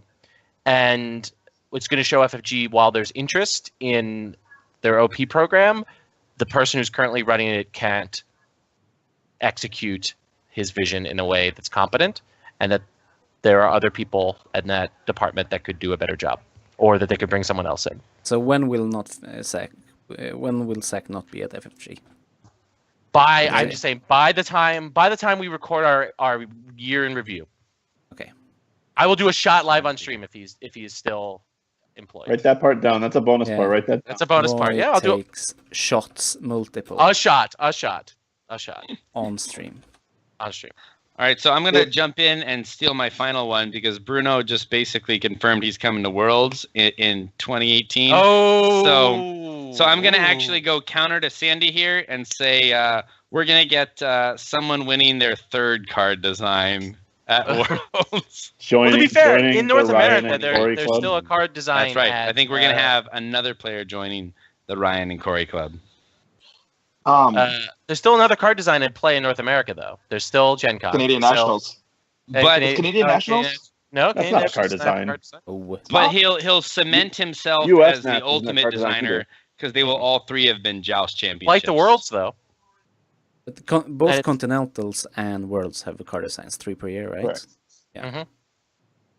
So I could get all 3 this year. Yeah, And then sure. be the Could. third. That No is a thing problem. you could do, Sandy. My third bold prediction is that Sandy will get 0 of those 3. Oh, Just So okay, Chris. oh, shots Chris, fired. That's some Chris, oak will tree you level. do a shot on stream if I get a card design this year? absolutely. I'll do a shot live. Absolutely. Well, all Okay, do a shot. everybody all but me. hosts, I know Sid. Like, Yeah, I want a fourth bold prediction, which is that 2017 was Sandy's year. oh, oh. Well, I mean, that could be related to the restricted good list year, Sandy. that You Buzz had a believes good is going to year. happen. It could be Last year. Flea Bottom, Second Sons is on the restricted list, and then suddenly Sandy's deck stops having synergy. So here's a bold So prediction. I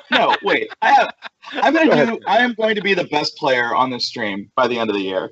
Like the 4 of you here right now are going to admit that I'm better than all of you at Thrones by this time next year. Sandy, Oh, wow, here's that's a awesome. spoiler I though. love it. I will admit right now that you're better at Thrones than me. So like you Yeah, but that's already. one out of 4. I make no such admission at this time, Same, but I'm same. prepared to be objective in such Yeah. admission. No, at the we'll end of let, the year. we'll let the you will- player. I'm prepared. I'm prepared. You will I'll drag let- that that I'll out let of it for Buzz's real. corpse. So that's why I know you're going to lose this, because Buzz will not admit that short of him being dead. Like, you will have to kill him I'm and not- then I'm resurrect. not- Like, in that Witcher 3 What? scene, get What? him to speak. No.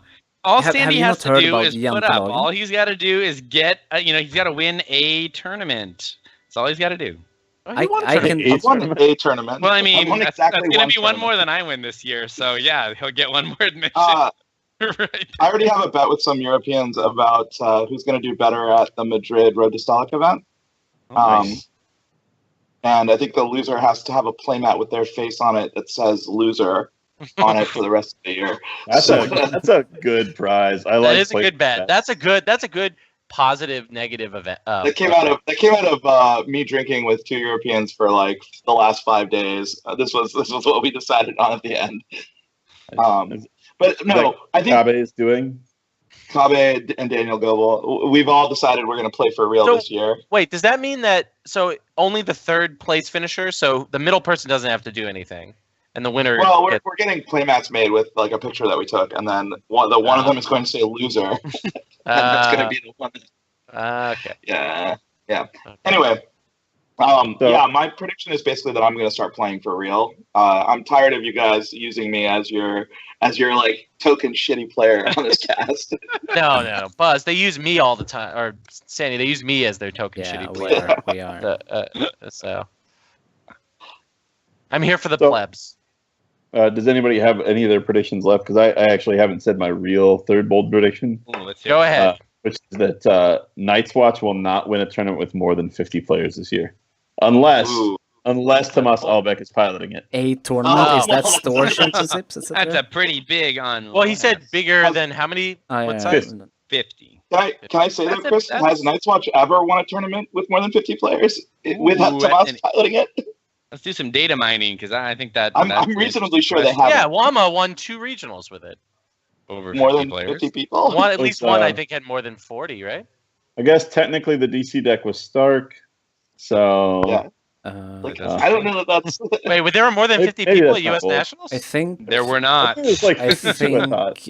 I believe it it was was like just- 42. I think no, I No, think it it was was about 52. Night's Watch Reigns has It's- won in Italy and France, I think, big tournaments.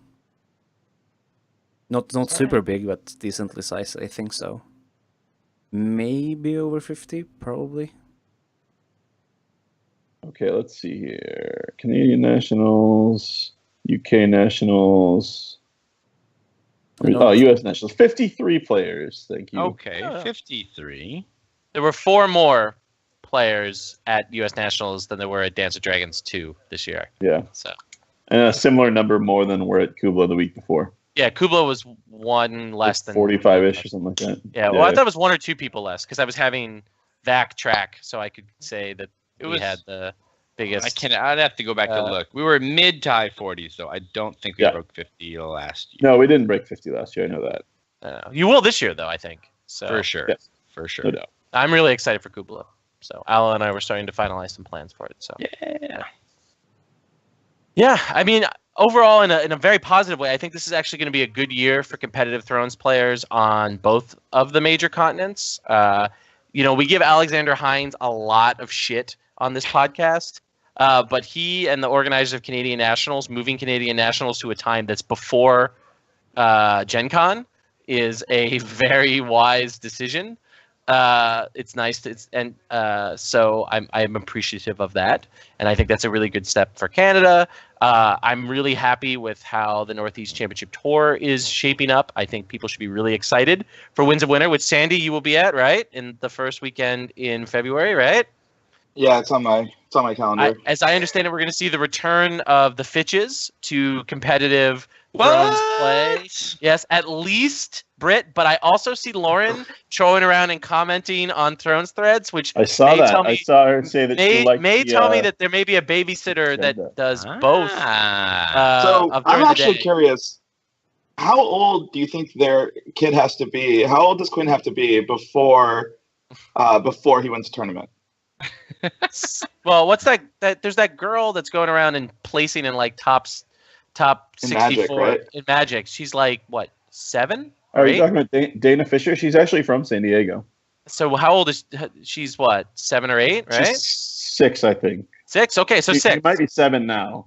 So but her dad played on the Pro Tour when he was of a younger age, and so now he's passed it along to her. She plays at our local shop and is pretty chill. And I kind of want to introduce my daughter to her. Yeah, she seems like, I've read interviews with her. She seems like a cool little kid. I was not that cool of a little kid, so. You didn't play card games? I played Magic when I was like 10. So you were as cool. No problem. I was not good at Magic. He didn't win I like played shit, Magic. Oh, okay. All right. Didn't say it was Didn't good. have anyway, her skills. Yeah, so I think this could be a good year overall for Thrones. And I think everyone's general sense that it's going to be the community that drives it is 100% true. Because I think FFGOP is leaving the Throne space pretty quickly, but we'll see. So we'll fill it nicely, though. I'm not worried. All right. So I don't have work tomorrow, so that lets me extend this a little bit. Oh my god. They would. So we had some questions from the Facebook group, which I need to pull up. So someone I haven't pulled up. Oh, you haven't pulled up, Chris? All right. So what is one of the questions from the Cool Kids Club that we got secret questions about? First question, Nick Hansen. Who will bid the most on getting their faction in Thrones War? Are we talking about? I know. That's obvious. Which faction or which? Not which faction. Who will pay the most? Which regent will pay the most for their faction? I'm sorry, that's the new term. Regent will do it. I got my answer right now. All right, so go. He's on this podcast. It's Chris. Because he right. does not want Stark. I think I would not be like, surprised. I feel like Stark has like such a thick one layer spit, of funk twice smeared shy. across it. Yeah. Chris will be like, I want this faction, and that is my choice, and I think he'll be willing to pay for it.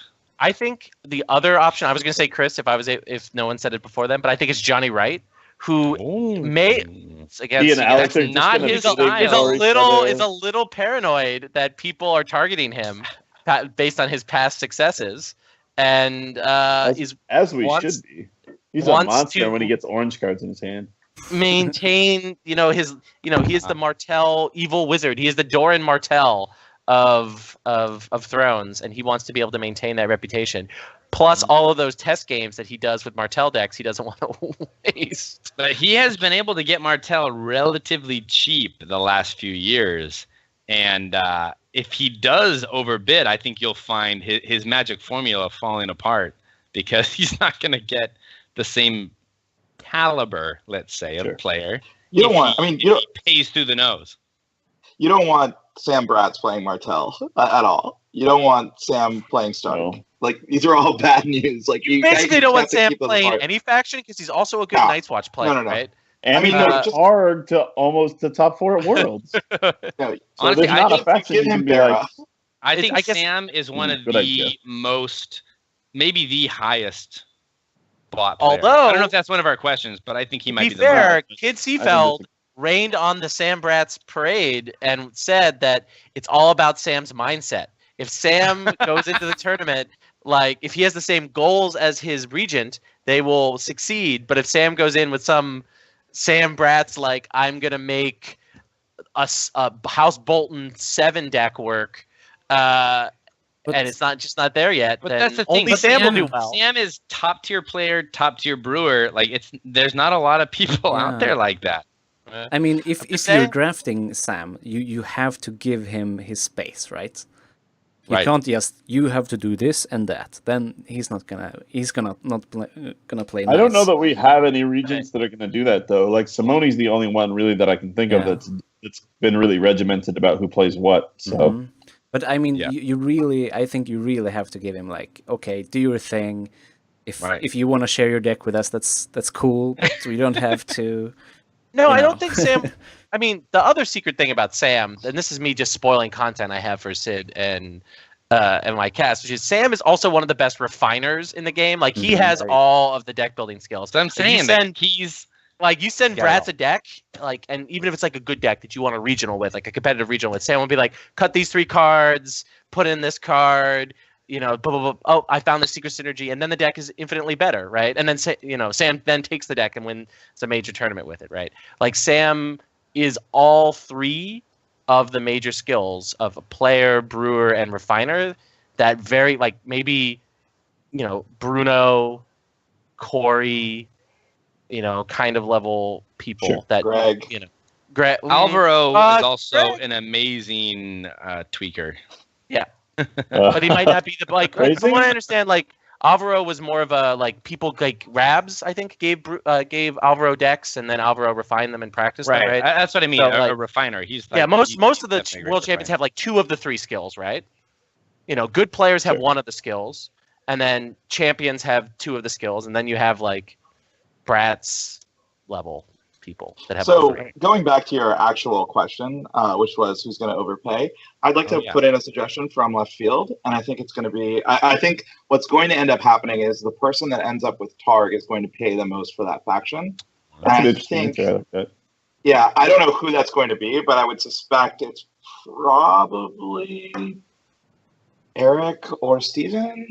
I don't know. The Smiths like their Targ, or at least Michelle does. So that's true. Let's use a Lanny loyal. But Justin likes Lanny. Justin likes She Lanny. She plays a lot of Lanny too. So it's weird because her wedding was basically Targaryen themed. Like there was a dragon cake.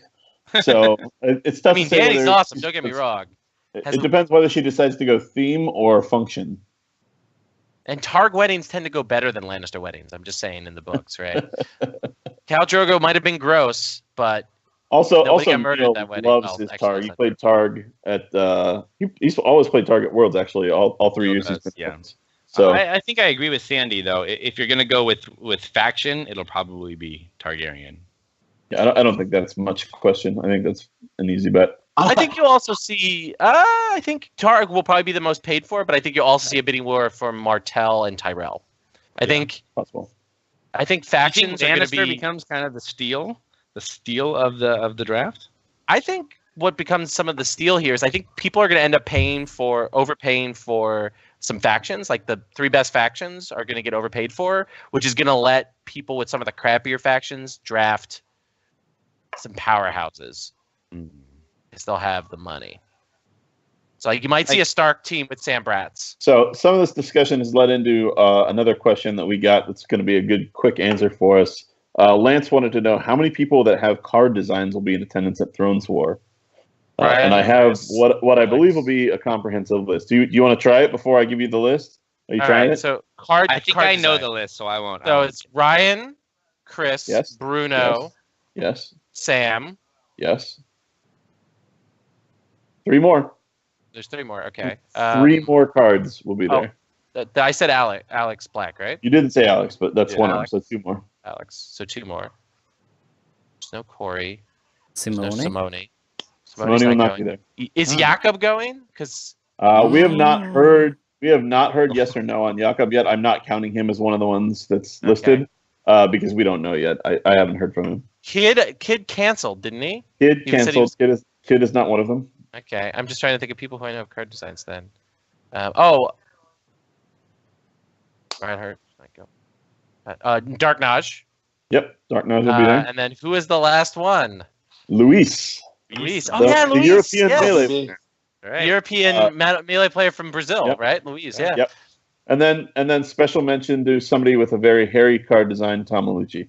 Oh yes, the card design in the wrong game, as I tell Tom every time I see him. And Glazer with a fake card design, right? It's true. Oh, that's true. Yeah. Yeah. Am I getting my alt art Glazer champ Doharris's when you come, Roy?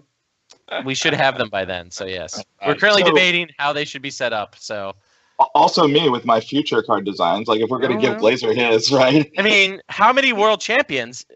Sandy falls under that world champion. So we've got like Bruno, of ILO. and Sandy, right? And Ryan. Those are the world champions that are going to be there, right? Or I'm missing one. Yeah, that's right. Yep.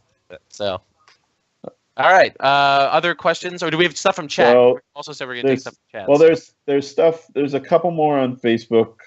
Couple of them are really long. Like Luis posted a series of questions about strategy for Thrones Wars that we can't really get into in the few minutes we have left.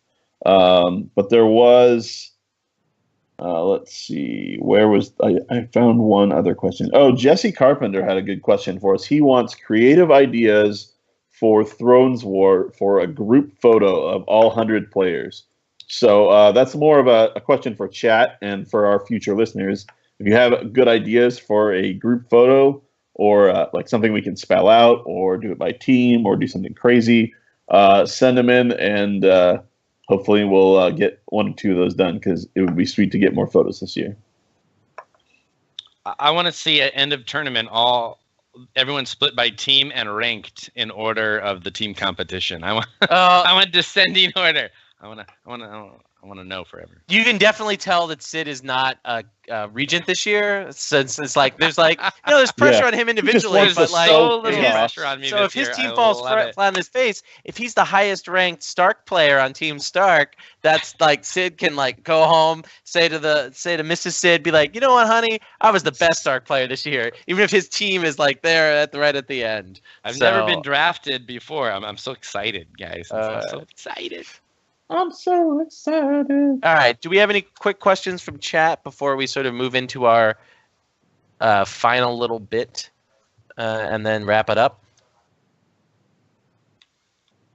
I don't see any quick questions from chat. I know Adam Kohler earlier had asked us to discuss quote, why Barra is so shit, but I feel like that's not a quick answer. So I think you should probably Economist actually listen shits. to the last Son. 2 episodes of Second Sons, which is both the review stream that Aaron, Scott Levine, and I did. So, and Scott says some very smart things in that cast about why Bear is not very good. And you can also listen to our year-end episode where Buzz says some very articulate things about why Bear isn't very good as well. So we actually have content out there for why Barra is not a good faction. So hit the archive, listeners. Hit the archive. Hit the last season because we're so fancy now. One last question from chat. They want to know if you, Roy, are going to Canadian Nationals. I am not actually this year. Actually, I just asked Al. We have a very, very busy March. I'm Stormy of Starpike is the first weekend in March. I expect more details about that coming soon. Then some of Ala's friends and some of my friends are coming to visit. And then I'm trying to scrape the ability to go to Jesse's birthday tournament as well at the end of March to see my man Sid and Jesse. But that's like and a really David Moran, co-winner. That's right. Is David gonna be able to go? Like, I mean, he was the co-winner with Sid, I think, right? David is, but he's a little bit concerned, I think, about his impending spawn. Yeah, I mean, that's about to be the born. spawn will already be there for like a month before the tournament. By then, they're but not everybody's partner is that accepting. Not all spawn are so easily left. You can just leave them on their own at that point. What do you mean? But what's fun is my birthday is at the end of March also, and obviously this is Jesse's event. But I will enjoy spending my birthday weekend with him. Also, I'll be so I will warn. I've been to Jesse's town. I was there at the end of last year. My flight got canceled on Christmas Eve, so I spent Christmas in some random city in Illinois or Indiana. I don't remember. Yeah, Evansville maybe. But there is not a super lot to do in that town. Hey, there'll be you guys there. Like that's what there is. But when like 30 Thrones to players descend on a place, there will be plenty to do. It's gonna be interesting because like I got some looks when I was there. It's not like a dry county, is it? Are we gonna have to get creative no, there's to have 2 fun? bars. It's good. No, Illinois doesn't have interesting. That's twice as many bars as they had at Iowa Worlds. No, there were 2 bars at Iowa Worlds. On the plus side. We didn't walk far. $30 when Kyle and I walked alcohol. to get Thai food, I saw another bar. So the alcohol is cheap. You're saying, Sandy? Oh my God! I was like, is this for real? $2 shots? What's the problem? I don't hear the problem. I mean, I'm just saying, there's not a lot to do other than drink. All right, Sandy, let's close it off with one last question that I'm going to direct to you because I know you're going to be there. What faction is going to win the Las Vegas Open? I answered this in chat, and I will repeat it. It's whatever faction I take, which will be Targaryen. Are you going to play Targ even if you're not drafted to Targ? You're going to play that at LVO? No, I actually have 3 other decks that I really like playing right now. So the Targ is like my for show deck until I get drafted, and then I'll. I mean, it's the same. I have the same attitude towards Sandy. Like my test group is testing a bunch of decks and talking about cool decks. I'm like, I'm just not paying attention until people. I find out like my Thrones W.A.R faction because I don't want to fall in love with a deck and then be like, oh, all I want to do is play that, but I'm actually in a different faction, so. I definitely. Thrones W.A.R takes dedication. It does. It really does. That's the only way. Dedication is the only way you become the second best Stark player at Thrones W.A.R. Second best player on the worst. Second to worst team. No, yeah, we beat Lannister. We owned Lannister. Like that. We just ran the score up, and then we face planted against Martel. Like we just face planted against Martel. So if we hadn't face planted against Martel. I think Chris and I can both say that round did not go well for either of us. We crushed Martel. Yeah. Like, we worked Martel, but I think we face planted. Roy and I were both winning in against the Martel decks, and neither of us could make it happen. So can make it happen, yeah. And my game against CT was like all my games against the Thompsons, embarrassing. So yeah. So I have one final thing before we wrap it up. What is something my fellow hosts would like to see from the Second Sons? Next in the course of our 3rd season here. Easy answer, jerseys. All right, jerseys. All right. Yes. All right. Well, but it has to be a separate answer, Buzz. So what's another? Yes. From you? What's a thing you want to see from the Second Sons? Personalized. What's it called? The altars for each player. Ooh, I like that. And some giveaways, and you can collect them and stuff. Yeah. That's a good one. Or buy them, of course. It's a pretty cool one. Or buy them. Good Swedish capitalism. All right. Sid. Oh, my God. What would I like to see on the Second Sons? I don't know. Like, I'm pretty happy with the Sons, guys. Like, jerseys what do you expect cool. to see? Like, what? Like, are cool. It could be. I can take your next one. Yeah, sure. All right. No, here. Wait, no. I'll come up with something. Here's what I'd like to see. You can do another one, Buzz. This isn't. I'd like to see the Second Sons, which is the kind of competitive cast of Thrones. I'd like us all to really show up at tournaments this year. Not Are we just competitive? not Everyone? just me, but but even Sandy. I don't think he means literally show up, Buzz. I think he means like do well. Yeah, I mean show well. I mean do well. To be fair, Hold on. like I thought this was a troll I podcast. Yeah, might I be thought it was a actually one of the troll, worst too. players here, but my 2017 was very respectable. Guys, Right, we like, Chris had the best masquerade as 2017. a troll podcast. Then Sandy, There's really and then not me. a That's better so bad. competitive podcast out there. There's not. We, We are the competitive podcast. How are we competitive? Like, whatever. well, we're the Okay, only sure. we're the only cast that talks about the metagame and the competitive tournament scene. Doesn't like, it have worse to come? Talk It about does, that. but they're newer, and they publish less frequently than us now. We are And I'm better by not willing seniority. They have To fewer put money credit that we designs. are the best, like 5. Put us against another 5 from a podcast. Is there a better group? Yes. Tell me who. Alex Hines, John Andrews. I mean, those guys who podcast don't have a podcast. No, start Oh, over. I'm using Annals of Castle Black to play them from my discard pile. So That's Well- limit 1 per player per phase now, so you can only do one of them, so it doesn't count. I'm pretty sure Okay, that that's DC has a secret podcast that no one knows about. But it's a Magic podcast, so that doesn't count either. I would listen to a Magic podcast with them.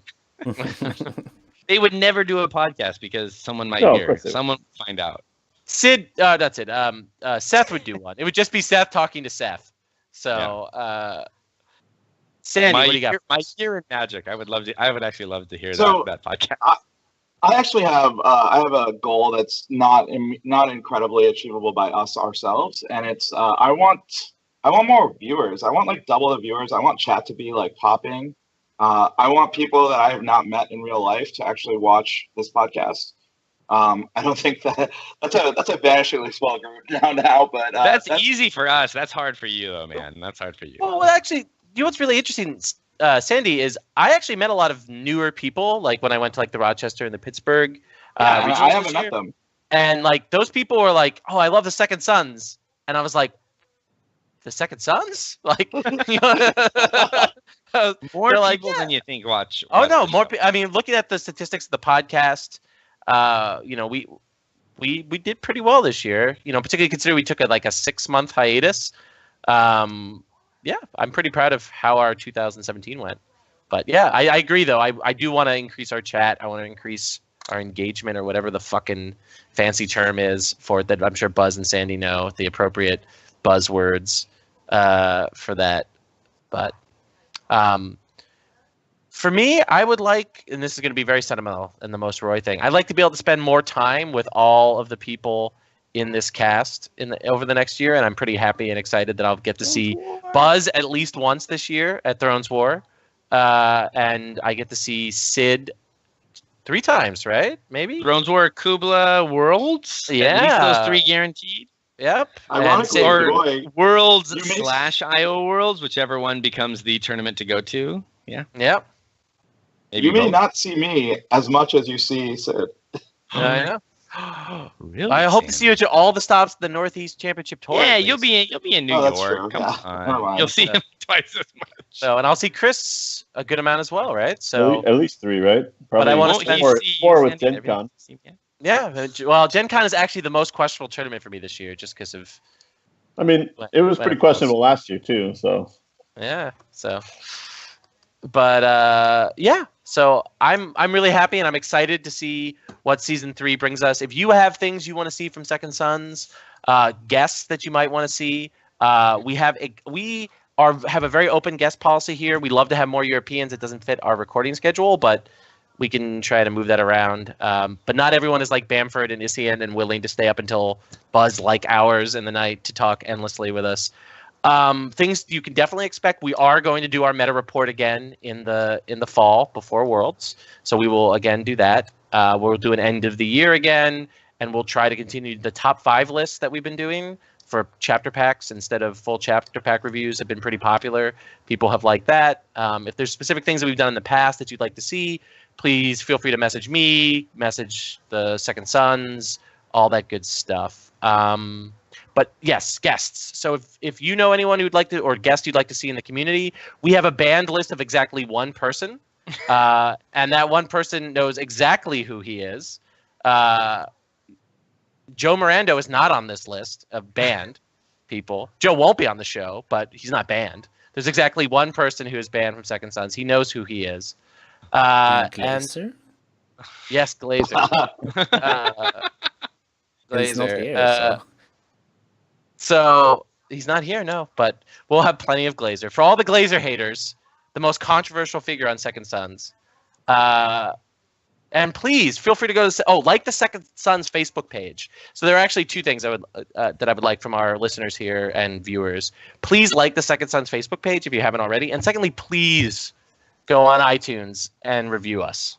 All right, we're gonna be one of those. SoundCloud and follow. And SoundCloud and follow. Please be we're gonna be one of those podcast/videocast now. Follow Buzz's channel on Twitch. Follow his YouTube channel, which has a lot of different content besides just us. And subscribe to Buzz on Twitch, which I did earlier today.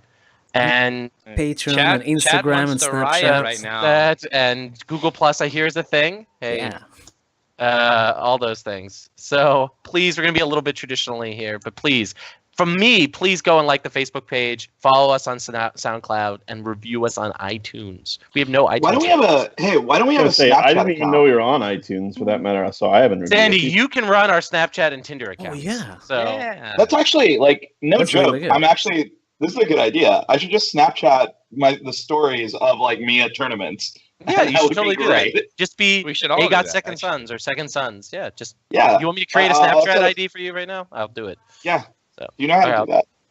Yes, I'll create a I Snapchat. don't know. What? I'll create a Snapchat for everyone. Do and you share even the have a password computer? for everybody? So I'll share the Snapchat ID with everybody, and so we can do that from tournaments and stuff. So be great for Thrones War. It's actually a much better idea for my my now defunct podcast, Missing the Cut, would have been just to have Snapchat clips all over. Well, Hey, Missing the Cut was just a pilot it might episode be to get better you on the show. Instagram for our audience because it Okay. stays there. So I guess look for maybe Second Sons B-roll footage, additional content. I like Okay. it. Yeah, I like it. Well, Buzz, you and I will figure that out. Yeah. But yeah. Yeah. All right. Oh, I think I need ideas on how to cover Thrones War, by the way. Because there we go. people have been people are flying me out, so I need to deliver They want Interviews, the interviews, European perspective. Yeah. European perspective interviews. Interviews. There's definitely a big list of people. I think the person who deserves an interview who hasn't gotten one on I think any podcast is Kevin Shannon, who hasn't. Yeah. And I want to talk to I John doubt Bruno. he'll be interested, but He's I a can- little camera shy. Yeah, I think he likes his. I can blur He's his kind of face, man on the grass. change He his Blur his voice. face. It'll be like. Yeah, it'll be like If one of those he can be like Mr. X from JFK. He can just drop the documents off with Buzz. Yeah, I mean, he's won 2 in a row. There's a lot of anticipation here. and he's Biggest won. Thrones War ever. He's won several regionals as well out west, right? Who, Kevin? Yes. Yeah. So I think he's And one of the. Kingdom Con, and I don't know what else. He has Yeah. not won Kingdom Con. He didn't win Kingdom Con. I thought he won it last. Z1 Kingdom Con. C1 Kingdom Con. That's right. Oh. He was in the finals with them, though, right? He was in the finals. Yeah. with Z. Okay. There's definitely some SoCal people who. Like Alejandro is another person you should interview. I think He is from NorCal, but I would be more than happy to have him on. So, but anyway, this is a thing we can talk about offline, Buzz. So I think that's a good note to end the show on. Thank you all for having a wonderful 2017. I hope you had a happy New Year. We will be back not this next week because Sid and I will be doing the Thrones War draft, and there's nothing that. But we will be back the week of January 15th. Sometime that week, we'll hopefully have an announcement up next week about the date. But sometime the week of January 15th. We will we'll have another episode for you. So, and if I get depressed and do another spoiler cast, that will also be on Buzz's channel. So, end of episode. All right.